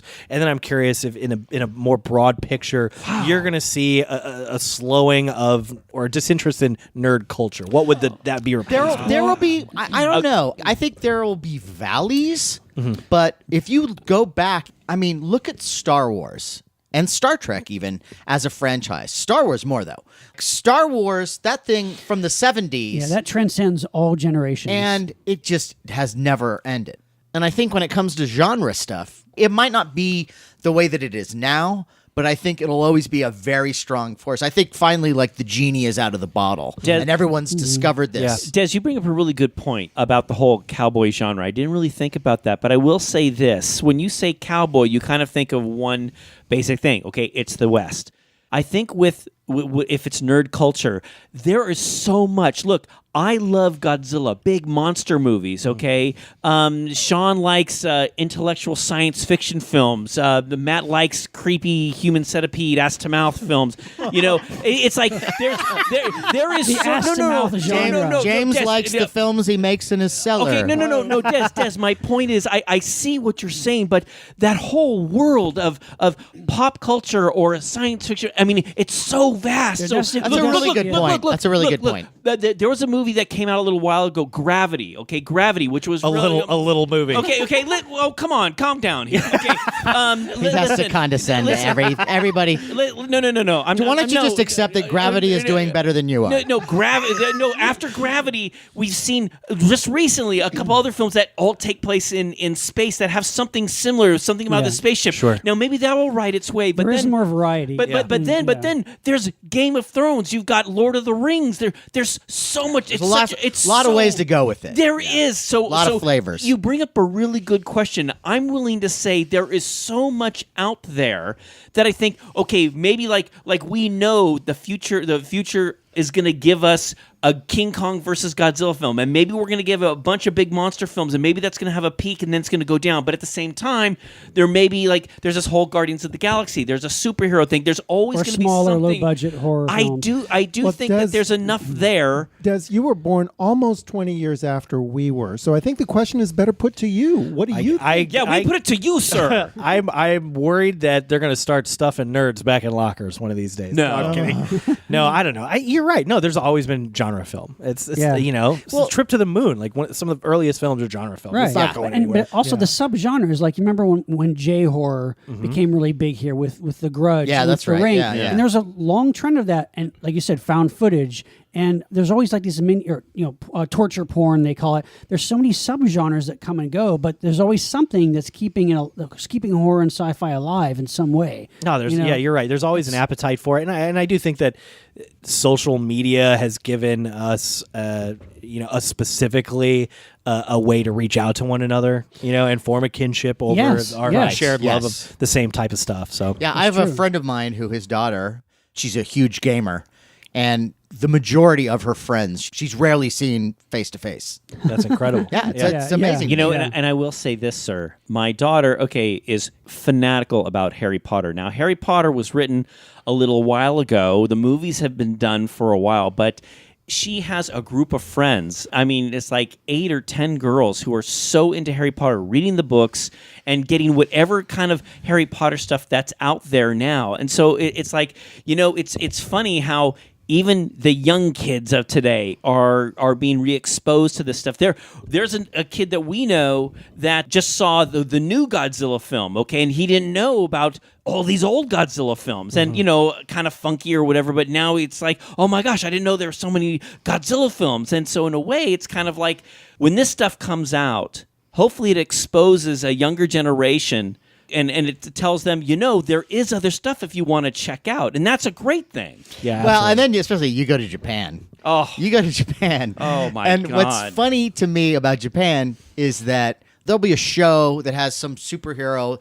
This show maybe was on for a season in 1978. And yet you go into a store and there's a figure of him. There's a figure. You know? it's kind of insane. It's so awesome. And this stuff just hangs around, and who knows what will happen when it comes to culture or even politics. And forget about where you stand on politics, just where you are when it comes to looking at the world as a place that could be dangerous. For example, The Walking Dead, I think, resonates with people because it's that sort of apocalyptic mindset of you become fascinated. You want to almost become friends with the worst possibility, the worst possible outcome. Familiar with it, yeah. I want to feel kind of familiar with it, because how many times do you watch The Walking Dead and go, okay, that place is not zombie proofed? Why are you talking so loud right at the fence the paranoia where the you zombies feel. are? No, I hear Because you anything there. can happen any second. Right. I don't know how many times just to, like when I'm walking around, I go like, oh, that place ain't zombie proofed. Right. No way. You know, No. it's funny you should say that, because at the same time, I think about those big films about, what was it, 2012, where the ice polar caps, those Roland Emmerich movies. You know, but there are times when I've been around town and go, oh, if the tsunami comes, where will I be safe? Sure. Yeah. You know, I have Yeah. thought about that. Well- you know, that building can't withstand the tsunami, so I should be in this one. you Well, know? and then post-apocalyptic or apocalyptic films like On the Beach. If we're looking at an older movie to a more recent one, These Final Hours. I don't know if you've ever seen that. No, but I you haven't. should. It's great. Okay. Brilliant Australian movie about these people who they know that a meteor has landed, a shock wave has engulfed the rest of the earth, and it's heading towards Australia, and all these people know they've got basically 24 hours to live. That's great. And what do they do with that time? what do you do? And Right. and those hypothetical questions, You know what I think do? are really interesting. You know what I do? I take some of those toys out of the packages that I have. I believe you That's would. what I would. Oh my God. And I would smell them. That you may know. be you would my lick- most you would lick favorite them. thing you've ever said. No, I'm serious. Think of That's Matt. awesome. Think I love Think that. about. I mean, I You just have. writhe around on the floor with all your fingers. No, all I over wouldn't you. writhe on it. I'd smell them. Because I'd say, You'd because smell them. I have, like, for example, I have a Callisto figure. This is from Major Matt Mason. Okay. That's There we sealed in go. a package from 1968, sir. No, I have the That's floor. impressive. Well, That's impressive. So, and it's like the air in there is sealed. Right. It's 1968 air. So what I would do is if I knew the tidal wave was coming, but I I'd don't- open that Good to know, package. though. I'd open that package. I go. Good to know. I don't believe I'd it. smell- I I'd think smell the it. shockwave would be coming, and he'd be wanting to open that thing. And he's like, but what if, I don't know, maybe I'll just get a little burn. You'd slowly I look up survive? with steely resolve and say no. Put the figurine back on its display shelf. and then the credits roll, and then the extra footage is everything is burnt to a crisp except that figure. Des, that was going to be a question I had for you. Obviously, you're a convention goer. Sure. Are you a collector too? What kind of stuff do you collect, if at all? Friends, I hopefully. collect posters. I collect one sheets. Ooh, Getting like- the original one sheets. Yeah. Of What kind of stuff do you have? like, give us some examples. what's the oldest one you have? The oldest one I have is Jaws. Oh, that's a great one. Okay. Wow. That's a great one. That's Jaws, yeah. not incredibly. I'm No, that's looking at good, this that's good. Mighty Joe Young right now. My purchase is gorgeous. Wow. The original? The original? Yeah, the original. Wow, nice. Yeah, I'm I'm, impressed. I'm You into that. have my I have attention. no place to put these posters, though. Yeah. I've been framing them. and- Well, we all know we that all one. know. yeah, Yeah, right. yeah. Most of us are married. Yeah, I got a girlfriend, and she's like, "You're gonna take everything down now. Maybe when you get a man cave." you know. So mostly girlfriend. one sheets. Yeah, mostly one sheets. I have figurines and stuff like that I also keep on display, but I have opened the packages. God bless you. I don't keep them in the box. What do you do with the box? You check the box. What do you think You of that? gotta play with it, man. Can I tell you? When I was a kid, I was a huge Jim Carrey nerd. Okay. And after Ace Ventura and then The Mask came out, I was like, Right. Jim Carrey is going to be the biggest movie star ever, right? And I think it was Hasbro or something like that released a series of Mask action Mask figures. figures. I remember those. yeah. So I went and bought every single one because I was absolutely sure they'd be worth a fortune. Okay. Yeah. Just like the Dick Tracy figures that came Yes, out. exactly. Now I'll tell you this. Tell me. I still have them, and I've never opened them. But they're not worth shit. So if you if you want to add them to your Unfortunately, collection, nobody else opened them either. You know what's Nobody funny? wants You know what's funny is the Dick Tracy figures are actually worth more money. Is that right? I I actually just remember but those. not scenes. much. because I actually Yeah. sold mine. Believe it or not. Really? Well, How about the Lone Ranger figures that came out? I wonder if those are worth anything. one? Oh, you're talking the about- Johnny Depp Lone Depp. Ranger? No, No. There's a No, bunch the of older one, figures. maybe. Yeah. Yeah, but little there were a little lot. bit. There were a lot of those. But if going back to Dez and the cowboy culture, a lot of those toys, Roy Rogers and sure, those are- Lone Ranger, yeah. they're worth a few bucks, but not like a mint and package Star Wars figure from sure. 1978 Sure. through But 83. here's the thing, though. Now you have been lucky because you've at times have thinned your collection, and you have these figures that are still in the package, and Yeah. so you get the optimum dollar for them. Sure, yeah. But ultimately, the reason why you're buying these things, hopefully, is not to make an investment. It's to love them. And No, I have. I was mentioning earlier. I have nearly every Fangoria magazine, and that started because I got a subscription when I was 10 or 12 years and old. let me guess, you Awesome. read them. Yeah, cover to cover, cover to cover, and Right. I keep them, and I'm now collecting the back issues. I'm also a little more energized knowing that they've gone out of business, and I'm like, Unfortunately, okay, yeah. so this is actually a finite task. This I What? can complete this. Yes, Wait I a know. minute. Wait a minute. Wait, guys, did nobody call you? Nobody call you? I don't know if we should discuss this. Don't touch it. Don't touch it. No, but I collect those because I love them. Right, I'll right. still I keep them in plastic with a cardboard backing, but I'll still pull it out and I'll read it. awesome. Right, Yeah, that's I want fine. to. That's okay. I want to look at those old images. Remember Just the like the- fold-out centerfolds? fold-out just like- centerfolds, Of course, centerfolds. Yes, of course. How perverse. That's great. It's Yeah. awesome. But They used to have a poster, by the way. Yeah, in the that was early- like a issue full-out- yeah, number that's what it one. was. That Yeah, yeah. But just like getting the videotapes in the video store, it's the same thing with figures. Like, I need to touch the thing. I need to Yeah. hold it. To me, it's not mine. I don't really own it. And again, there are exceptions. Well, to you own it. No, there are exceptions to every rule. Sure, and sure. there are some things that the card and everything, the way it's displayed, is so perfect that you can't. Sure. don't want you, to you don't do want to do that. But and a lot of things now are made kind of for adult collectors, so that they're made like that. yeah, to and stay like in the distinctive box. dummies. They Fantastic. pegged us just perfectly because Yes. they do these limited edition figures of characters that almost no one will ever. Extremely limited. Really figures. rare. Yeah. But they've got it so you can just pop them right out of the package, Right. put them right back in. Right. And They're awesome. if only everyone was like that, right? Yeah. Yeah. yeah. Yeah. Now, Des, so you mentioned Universal Monsters and Sure. lots of older kind of films you're into too, right? Like Universal Monsters. Oh yeah, Planet of I'm the a Apes. movie nerd. I'll watch everything. Yeah. What's That's some awesome. That's obscure, awesome. like weird titles? Yeah, like what are things- some of your favorite, like really Yeah. weird, obscure, Off the beaten track a little no, bit. see, now you're putting me on the spot, and I'm not Uh-oh. going to remember anything. Obscure, weird titles. Guilty pleasures. Guilty pleasures. I don't necessarily believe in guilty pleasures because I don't feel guilty when I watch. That's a good point. Yeah, I like You that. know, I like that. my most favorite bizarre films. I'll collect everything. You know, there was a time I got really into exploitation, specifically. Not specifically. It was sort of separate from that. Italian giallo films. Oh yeah, we all love that So I've been stuff. collecting a lot of that stuff. God, you know, there's a lot of film that was only released on VHS. Right. Hasn't been Yeah. released to Still- Blu-ray. still. I started to collect that stuff. Right. Yeah, I don't know.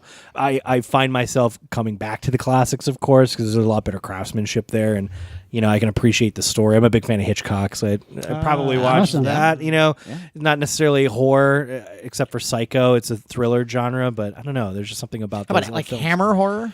Oh yeah, absolutely love Hammer horror. How about like some of the later stuff? Like one of my favorite films that they did, which is one of the later ones, kind of like on their way out as a studio, is Vampire Circus. Anyone? That's a great No. one. Oh, That's you got a to good check one. this one Okay, out. all Yeah, right. You got to put that on your list. Yeah. Okay. It's great. Write that Yeah, down. Circus Comes to Town. It's a period piece. You know, it's like Victorian, and Circus Comes to Town, and they're all vampires. Oh, that sounds great. What more do you need? No, really. that's it. Yeah. You got it. Right. If only all circuses were like that. You had me at Circus Comes to Town, and they're all vampires.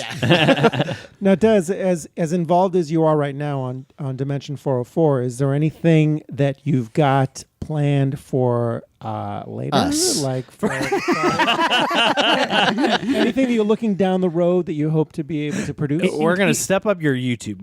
We're gonna start there. Yes. All right, guys. Yeah. You know, Monster Party High. yeah. Hey. Okay. Yeah, you're on to something A now. bunch of Teenage girls 50-year-olds. shitting their pants. Start out that's high it. school. That's it. Hashtag teenage girls. No, I wish I could say I've got a couple things in the works right now. Nothing that's been announced, so I can't really talk about it. But I'm a genre guy. Hopefully we get to do a second season of Dimension was gonna 404. say, yeah. That would be awesome. We've got a lot of stories that didn't make the cut for season 1 that are already half baked, ready to go for season 2. So we'd love an opportunity to take another crack at a second season order. And then I got a couple movie and other television show ideas. A television show that's definitely lives within the slasher world. Another anthology type show. Nice. That's all I'll really leave you with. I'll tease you guys for now. Okay, so slasher. Talking about the slasher genre, there's one that I really love that I think does a really good job of kind of reinvigorating that genre, which is Behind the Mask, The Rise of Leslie Vernon. Yeah, no, that's a great movie. And which is done like it's a documentary following the serial killer.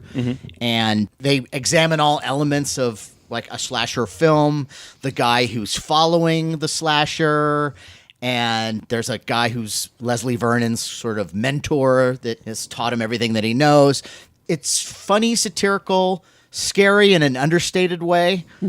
But if you haven't seen that movie, that's one that I think does a really good job in kind of taking a different take on the slasher. Yeah, I think circling back to that question earlier when we were talking about how you could potentially revive that genre, I think you're going to have to approach it with really subversive takes. Yeah. Because it's so dependent upon specific tropes. Well, also You because- have to invert those. You have to approach it head on. You have to approach those tropes in a knowingly fashion. you Yeah, know? because especially the original slasher trend was a much maligned trend at the time. Yeah. I mean, it was like, oh my god, it's a slasher for every holiday, and like it was just it was the end of civilization because all these slasher films were coming out and they're against women, and I mean, it was kind of hysteria.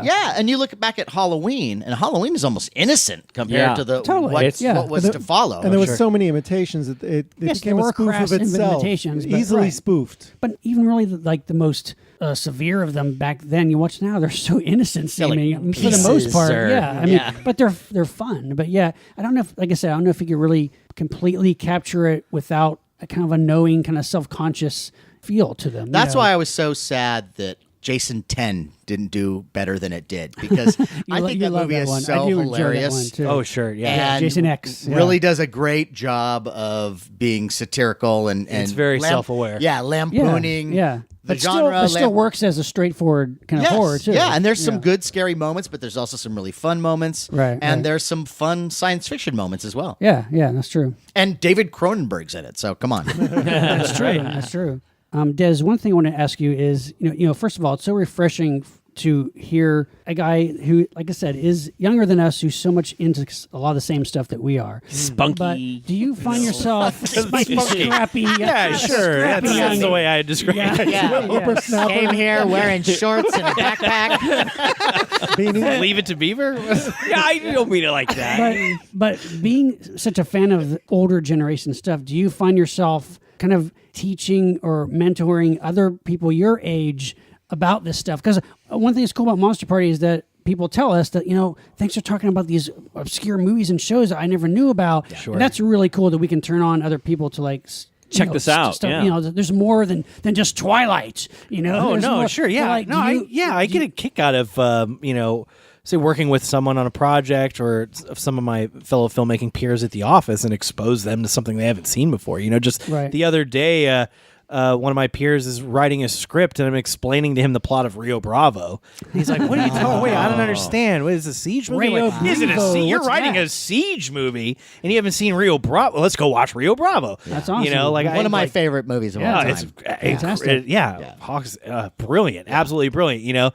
I think we got into that because we were talking about Carpenter and Assault on Precinct Assault. 13. It comes back to Carpenter for me, but I get a kick out of finding people who haven't seen my favorite films and sitting them down and watching them watch it for the first time.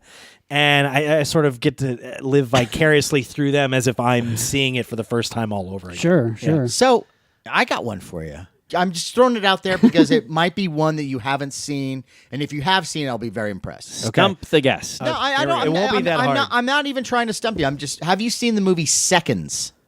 John Frankenheimer. It's not a actually well. It's not like it's not a, it's by well-known the- film. It's in the, what do they call that trilogy that Frankenheimer did? Oh yeah, with Manchurian Candidate. Manchurian Candidate. Seconds. And then there's another 7 one. Days in May. Uh-huh. I think Yeah. what they call it, like the Paranoia trilogy Yeah, or something. kinda, yeah. that sounds But then right. Seconds is this movie where it's this guy, and it looks like he's in his like mid-50s, and he's in this kind of boring relationship with his wife, and then all of a sudden he gets this call from a friend he thought it was dead. It says, "Hey, if you want to change your life, come to this address." And he goes, "Oh, and That's already a great hook. yeah." And then, cut to how he changes his life is they give him plastic surgery to make him look like Rock Hudson. Yeah. Like a completely Get different. out, really? Yes. Yeah. Completely different. Yeah, and they give him a whole new life, a whole new job. He's now an artist. They set him up in an apartment In Malibu. in Malibu, and so now he's supposed to just live his life. But,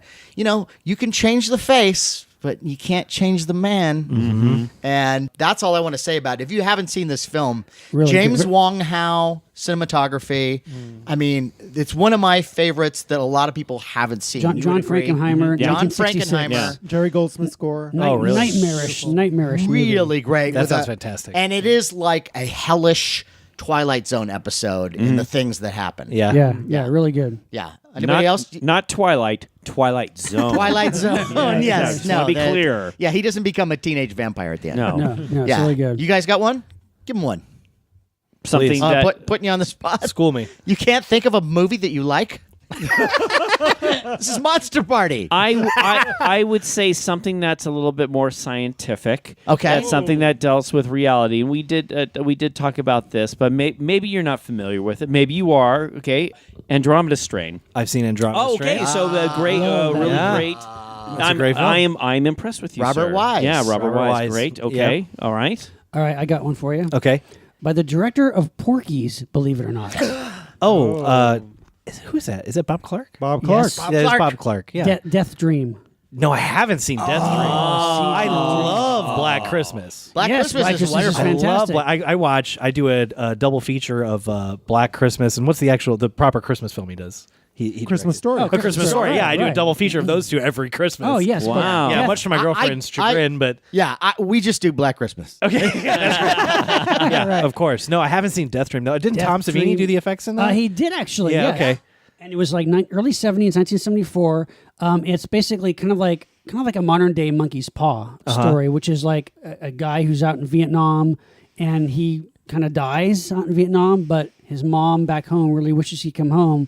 So he comes home. He's seemingly normal, and he's not, and things go bad. And it's so well done because it's it's like the disintegration of a family dealing with a troubled vet coming home and not being able to deal with coming back home after being in the war and seeing horror in the war. But there's a really gruesome element to it. But it's really well acted. John Marley's in it, and Alan Ormsby wrote it. Did you ever see Children Shouldn't Play with Dead Things? Yes. Okay. Absolutely. Now that's a more comedic, Yeah, of but course. Death Dream is a much more serious, very disturbing movie. Really good, really creepy. Yeah, and All the right, I'll kid that bump that up comes on my list. back is played by, Richard Backus as Andy. and Richard Backus is so creepy. This performance that he gives, there's a lot of, like, I always remember this scene where he's back and he's sitting on the porch, and the kids from the neighborhood come around. They're like, "So what was it like in Vietnam? Did you kill anybody?"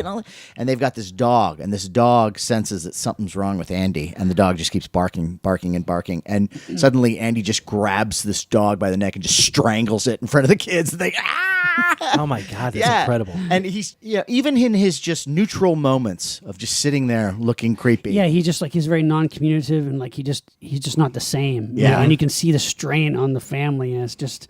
Yeah, it's just, that's a great It's one. the kind of fun that you discover in late night TV. Yeah. Like, what is this thing? Death Dream. The original title was Dead of Night, not to be confused with the 40s The Dead original of Night 40s. anthology show, an anthology movie. But Death Dream is a title it usually goes. Have you guys by. seen Kathy's Curse? Oh. Yes. I have not seen Kathy's Curse. It's Okay. and you know that's coming out in a deluxe Blu-ray It now. just came out. I Yeah. just saw it at the convention I- this week, and I have yeah. a friend who did a commentary on the film. But It's a you weird talking about movie. sort of a demon seed. Tell me about Kathy's yeah, Curse. yeah. Okay, I can't. It's oh, It's God. kind of like an Omen ripoff in a way. No, it's an Omen ripoff. It's not the plot of that movie that's interesting. It's the execution. Okay. There's something about the bizarro tone. Everything is just off. I think that it's movie French, maybe like French co-production. Yes, or and something? it's just Very odd. weird. It's not one of those movies that the plot is anything revelatory. No, Again, no. it is a demon seed Yeah. type story. Again, it is just a bunch of folks who I don't know if they didn't understand filmmaking. or Sometimes that works. genre Yeah, convention, and their somehow, approach yeah. is so lopsided that it is a movie that cannot be missed. Yeah. Demon Seed. Demon Seed. Demon Seed's a great movie. Oh yeah. What's that actress's name? Julie Oh, Christie. Yes. Oh, incredible. Randy Allen was the little girl in Kathy's Curse. It's like she's possessed by her dead aunt or something, and the family moves into a house, and there's like little possessed dolls and weird shit. It's the kind of movie that was for a long time was public domain. Like it would be in all these 50-pack Yep. horror collections, and it was horrible, horrendous print. But finally, I guess I don't know if it's Synapse or one of these companies like Vinegar Syndrome or something is putting out this deluxe Blu-ray with like interviews with the actress, I think, and the filmmakers. That's another thing that's great about being a genre fan today. The most obscure, Yeah. the Yeah. weirdest movies that you saw that you thought were a fever dream that you saw at 3:00 in the morning are getting these loving digital treatments. It's kind of amazing. And with someone's doing a little commentary, Yeah, or there's little yeah. extra things about it. I mean, I really wish I like was that. asked to do the commentary for Kathy's Curse. Oh, really? Yeah. But it's. I it almost is did the commentary for Serpent in the Rainbow. No awesome. way. Really? Awesome. Yeah. That's a great flick. James, do you have something for our young whippersnapper here? We were talking about video arcades earlier. This is not a movie I recommend, but talking about horror. Why do you he always why does. do you do that? That's what he always does. James, No, that's why do you, great. Why No, does let her he finish. know- This is fascinating. Because he says a movie that he can't recommend. Because these movies are shitty. Those are That's my why. favorite. You know what? No, James, don't James, those are my favorite. Don't Those are my James- favorite. Yeah. I've listened hates to shows the genre. Why, He really does. why is it that you recommend a I'm film? not recommending it. Okay, Then don't bring it no, up. Just No, bring it no, up. you have to. Go All ahead, right, go. now we Oh, have fine. to It hear it. Now we sounds have like to it's hear a must-see. Now we have to hear it. I'm sure you've seen it. It's called Nightmares. Emilio Estevez is a video game junkie. Yes, it in made an me think about arcade. that when you Yes. said your episode of Yeah. Dimension I 404. honestly have I don't not hate seen that it. I don't movie. hate Yeah. it either. The only time I've seen Emilio Estevez in an arcade was in Maximum Overdrive. Right, which Yeah, is yeah. another movie Yeah, to talk yeah, about. yeah. But this that's is Stephen No, King fan. I'd say Nightmares. No, Well, you- Nightmares sure, is no, directed look. by Joseph Sargent. It was originally going to be a TV movie. Yeah, that's right. And then they kind of added some extra gore and violence to make it a theatrical. I'm not saying it's horrible. I'm It's just saying actually I not don't, that don't- terrible. Don't run out and buy the it's Blu-ray. Like, it's like kind of like Yeah, it's it's no evil speak. yes. no, but it does have the Emilio. Glenn Howard, we want you here. The Emilio Estevez segment is him going to an arcade, which used to be in the Fox Hills Mall, actually, called Sega Center. Wow. But it was him playing this game, and the game was like the Bishop of Battle. And Yeah. I am the Bishop of Battle. You must defeat me. And he gets obsessed with playing the game, and he gets eventually kind of transported into the game, or the game comes out into the real world. Yeah. It's like Kinda a like a happy Tron. Tron. Yeah. Yeah. But yeah. The most memorable segment in that movie isn't that one. It has to do with Albert Haig, who was in Fame and who wrote all the songs for The Grinch, How the Grinch Stole Christmas, the original. Okay. And he plays a professor who's somehow an expert on this demon rat, quote unquote. Oh, yeah. This massive, and it's not even a big rat. It's just a regular rat that they blow up into like this big bad CGI. The segment is like a giant rat terrorizing his family in a house. It's like Right. Richard Mazer and Yes. Veronica Cartwright. Yes, Oh, yes, yeah, I yes. remember And the this. thing is, it's I not that love bad of it. a segment, but the Right. effects are so It's terrible. like bad It's- chroma key on a big Yeah, rat. it's terrible. Look, you and I, we were raised on Doctor Who. Guys. We can deal with a shitty rat, Yeah, right? it's still- Yes, absolutely. How does it compare to Night of the Lepus, James? It's better than Night of the Lepus. I will No, say yeah. that. Wow. So- Okay. You've seen that That's- one, right? Don't see the Night of the Lepus. No, I haven't. Oh, you gotta see it. You- No, now you no. have to see that. You have to No, see that you now. don't. I want to see James's recommends list. This sounds epic. Absolutely. Well, that's a first. Interiors. Oh, self slam. Well, this has been great. This has been awesome. This has been great. It So, has. well, Des, can you tell us about now? This is this show currently on right now? Like this is So on Hulu. so Dimension 404 is on Hulu right now. We premiered the first 3 episodes on April 4th, or 404. Kind of clever, right? Yeah, Nice. nice. marketing. So we premiered a new episode on the 11th. And there's going to be one on the 18th and the following Tuesday in April. So new episodes every Awesome. Tuesday in April. And the episode that just premiered, episode 4, is based on the internet urban legend Polybius, the killer arcade game. Sort of reminds me of the Right. the film you're just pitching me with Emilio Estevez. Awesome. We don't have Emilio Estevez, but we do have Adrienne Barbeau and Ken Story. I'll take her over. even better. Even better. Yes. Yeah, Tell her we it's miss her. Yes. spicy meatball. Yes. No, it's a great episode. It's a lot of fun. It's set in the 80s. I think you guys would definitely dig it. And Awesome. the episode that premieres next is, believe it or not, our Christmas episode. Okay. Right. Yeah, but we wrote this back when we thought we would have control over when our TV shows would premiere and be released to the Right, world. right. We thought, yeah, we'll just release it at Christmas. Well, that's not how the world works, Des. Sure. So this is going to come out in April. It's our Christmas special, and it's called Bob, and it is about a giant, massive super intelligence that works at the heart of the NSA, and it's the holidays, and he's feeling really depressed. Fantastic. And so we need I an love army that. psychologist to come down and help him work through Oh, his that's issues. great. That's awesome. I love that. Well, Des, again, thank you so much for reaching out to us. Yes. Yeah. I am a fan. I'm happy you guys reciprocated, and I'm glad to have met you all. I feel like Yes. we're all good buds now. This is a great Yeah. time. Totally, Will you totally. come again, considering what you went through tonight? The answer is no. Of course not. I had a good time tonight, but I Yeah. won't be put through that again. No, Yeah. it's too much fun. Yeah, no. It's way too much fun. Honestly, I had a blast. Thank you guys so Awesome. much. Awesome. Oh, it's our Thank pleasure. you. I'm glad you like the show too. So thanks for Yeah. checking it Yes, out. and Absolutely. check out Dimension 404. On Hulu. Fun stuff. Has to have the last word. It just came out, Matt. It just came out. You can cut that out. I don't Keep it in. need. It's fun. No, And it's true. The last word. No, it's okay. You can cut that out. Seriously. Done talking. Okay. Time for listener shout out. Hey! Whoa, hey! We have 2 listener shout outs this Two? time. Yes, What? because last week we sold 2 Monster Party caps. Holy Wow. fuck! And I think that every time we sell a Monster Party An cap, angel gets its wings. then we should, Take that, DEZ Dolly.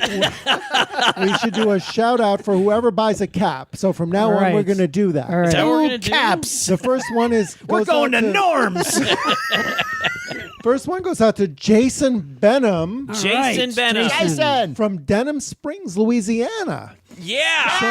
I love it there. Jason says, huge fan of the show, guys. Oh. Pinched my pennies because I've needed this since you first announced it. Aww. Keep up the amazing work. You're the highlight of every second week, and I listen to every episode multiple times. Wait, you pinched Thank your you, pennies to Jason. get the He hat? pinched his pennies. Yeah, like he Well, saved his know, money. yeah. It's not In his really little piggy expensive. bank. Yeah, but it's not expensive. Well, Maybe, Well, you know what? maybe Not he everyone is would. doing as well as you Yeah. are. Oh, okay. All right. I'm sorry. So Hey, thanks for Jason- being a All right, fan, thanks, buddy. Jason. Thanks for being a fan. Also to Alex Holbrook from Oaktown, Indiana. Alex Holbrook. Oh, yeah. Alex says, Good country. Love the show, guys. Keep up the great work. I'm a huge King Kong fan. And I can't, We're gonna do That's Larry doing his King Kong impersonation. no. I think that was Arnold Horseshack. No. We're gonna do a King Kong episode eventually. he Yes. says, I'm a huge King Kong fan, and I can't wait to hear your show covering him. It's coming, All right. buddy. Yes, It's yes. coming. I hope you all enjoyed Kong Skull Island as much as I did. I did. I don't know how much you enjoyed it. Yeah, that's true. We're gonna save that for our King Kong show. But we all know that they'll never top the 1933 original. Well, Absolutely. That's I agree true. with that. I agree with that. I'm a It's new- no King Kong escapes. Well, it's no time of the apes. Yeah. All right. I'm a new collector, but I already have a pretty nice haul of Kong and Godzilla figures. Ooh, you gotta send us a picture. yes, so Yeah. Larry can make you feel bad about it. No. Why do you? No, I want to see. I love King Kong Godzilla stuff. No, Also- It's out of the package. It's not as good as mine. No, it's okay. If it's out of the package, it's fine. It's fine. Just I'd love to send us a picture. Yes, sir. please. Alex says, also, I'm a big fan of the Universal Studios monsters. Thanks to my father. He was the one who introduced me to the world of monsters. Again, great supportive I've- parents. good So parents. Been important. in love with them ever since. If you could give him a mention too, I'd be very grateful. His name is Dwight. So Dwight Holbrook, here's to you. Yay, Dwight! No, seriously, Dwight. Dwight, thanks for doing a great job, buddy. cool. Thanks for doing a great job. We appreciate We were talking the about parental support. Absolutely. And while we're at it, let's also remind our listeners that you can find us on Facebook and YouTube at Monster Party TV, on Twitter at Monster Party HQ. Our Instagram handle is also Monster Party HQ. If you're listening to us on iTunes, please take a moment and write a review. We would love to hear from you. And as we mentioned, the Monster Party Cap. Now, the Monster Party Cap can be found at our eBay store, Yes, it which can. is Monster Party Store, easy to remember. And some Apparently of you, not easy enough. well, you know, but some- getting easier, apparently. some of you listeners are probably, hesitating because you're thinking, well, is this the kind of thing where I have to sort of measure my head with a tape measure? No. It's one size fits all. flexible. It's adjustable. Not with that trucker cap. Thank you, No. China. No, it's plastic not. stuff. It's Velcro. This is Velcro Right. adjustable, one Space size age. fits all. It's a high quality cap. 25 billion stitches. No, Where is it- no, where is it no, made, No, by the it's way? not. It's Where is the hat listen, made? Listen, Made from the pubic hairs of trolls. No, okay. Why do you do that? Now you're turning people off to the hat. What? Why do Have you you do ever- that? Have you ever seen a troll's pubic hairs? Okay, listen. Why do you? They're very strong. I want to They're just say. magical I want to pubic just say hairs. for the record, because these guys are like just nuts and they have been drinking too much. That it is a great high quality cap and it doesn't have billions. It's like 17,000 little individual. And which country is it stitches. made in? You know what? That's stitching. This why are you stitching- dodging the question, the Senator? the stitching is done here in the United States. Good and it's old a great USA. and it's a great quality cap. And every Let's one, make Taiwan strong again. every one of the Monster Party guests gets a Monster Party cap. So buy 'em. So buy one and be just like a Monster Party And you'll guest. have your name in lights. Exactly. Or on the audio. Yeah, that's great. That's you will, great. you will get a shout out, so I will tell you that. And I just want to say, in addition, I want to thank for their continued support. A very special thanks to our friends at Creature Features. Creature Features at 2904 West Magnolia Boulevard in beautiful downtown Burbank. Beautiful downtown What's Burbank. beautiful? And let me tell you, no, the guys there, Taylor, Eric, and Matt, those guys are terrific. They've got completely it's a great disintegrating. store. I just want to thank Tyler, Randy, and Scott.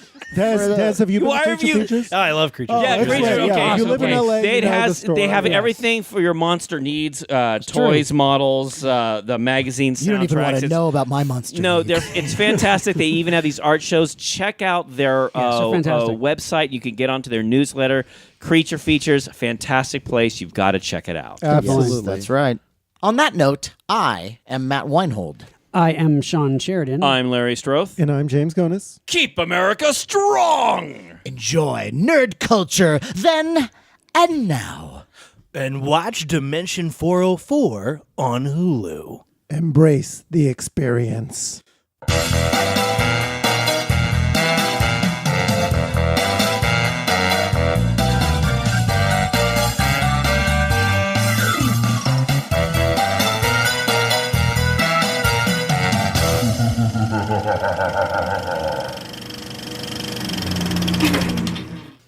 We don't know what the topic is, by the way. Yes, it's nerd culture then and now. Okay. Okay, you all right with that? I. Is Yes. that okay? Yeah. Should I leave? No. Do you want to throw another fit? No, or no. should we wait? What do you mean another fit? A fit? I mean another fit. I am just very passionate I know. about certain Okay. Do you want to topics. call him a clown now, or do you want to wait? I'm not. Do you want to? I'm not calling anyone a clown. Did they warn you about that? No. What's no, that? is that a Okay. thing? You'll- No, you'll no, introduce it's the not a topic. thing. What do you mean? You think I call everyone a clown? No, not everyone. No. but choice guests. Well, we'll see if you know your shit.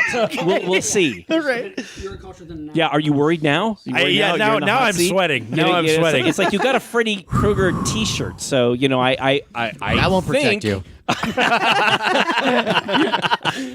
No, I think you know your stuff. You seem to be I know well a bit. informed. A bit. No, Yeah. that's good. That's good. A bit. I mean, like I said, not everyone here at the table. If you're knows- done condescending, maybe we I'm can not- actually start the episode. I'm not being condescending. I'm complimenting Okay, right. our guest. Right. I'm Okay, happy all that right. he's here, Yes. and this is As we all are. yes. Okay. Now, Does before, everyone have their before he list? runs for the door, let's Do you have your list? Do you have your list? You have your list. What the who the fuck are you tonight? Like, do you have your list? Are you out? No, Are you, I just do you wanna- need a shawl? Shut up. I want to make start sure, this. I want to make sure everyone's comfortable and everyone's ready. That's all. Okay. All right, here we go. Okay, here we go. And most recently, he's the co-creator and showrunner of the brand new HULU. Let me start that again. We're not going to get through this. We're not going to get through it. Okay. Give Sean a moment. And most recently, he is the co-creator and showrunner. Come on, man. I'm sorry about this. Normally we're pretty professional. no, this is great. Okay, here we go. Here we Hey, go. okay, everyone quiet. Here we go, Sean. Give it to us, Sean. And most recently, he's the co-creator and showrunner of the new HULU. Okay, there's no such thing as Hulu. Hulu. Okay. Hulu. Like hula hoop. Hula hoop. Okay. Okay, here we go. Okay, take a deep breath. But Legendary Pictures actually is also producing the. Lionsgate Pictures. I'm sorry. Let me start. No, okay. Let's get it right. Hang on. Come on, man. I know. Good Jesus Christ, Sean. Jesus. So You have all this information here. Toho Pictures. No. is- Come on. Okay. No. Let's. Come on. Let's sorry. Let's everyone be quiet. Take a breath, Sean.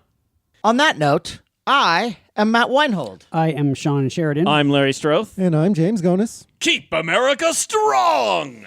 Enjoy nerd culture then and now. What?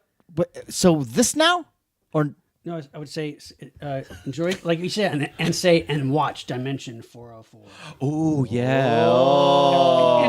Enter the Dimension 404. That's why he is yeah, who he that's is. why. That's he why gets it's Sean's I show. approve. That's why I he approve. gets the Okay. extra slice of pizza every week.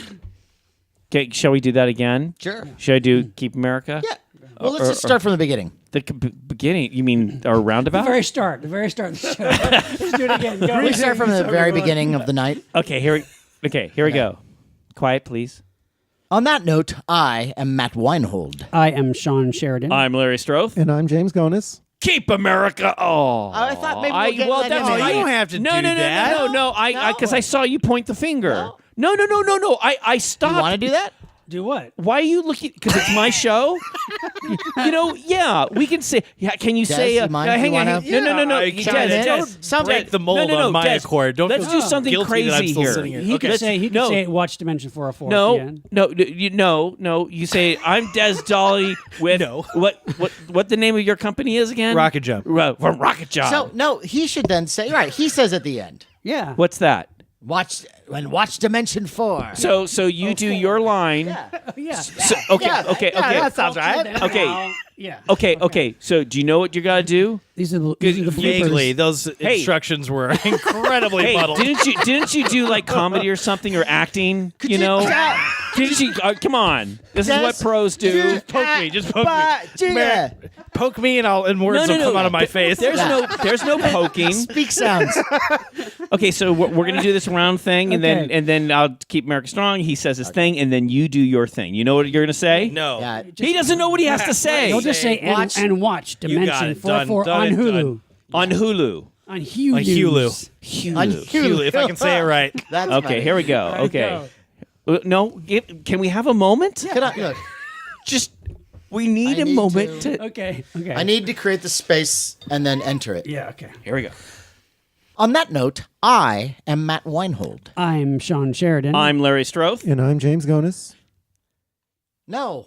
He was gonna say Keep America strong. No, he was gonna say And his then we're thing. going to do Watch Dimension 4 Yes, at the he's- end. I thought you were pointing No. at it because you want. Okay, No, so now no. you don't want him to Keep say his America name. strong. 4 more takes. And we'll get this.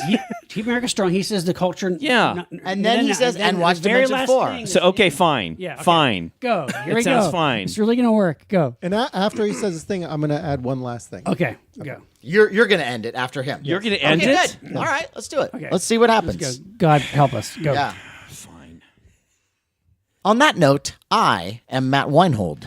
I am Shawn Sheridan. I'm Larry Stroth. And I'm James Gonis. Keep America strong. Enjoy nerd culture then and now. And watch Dimension 404 on Hulu. Embrace the experience. Scary. Oh, that went over well. Hey.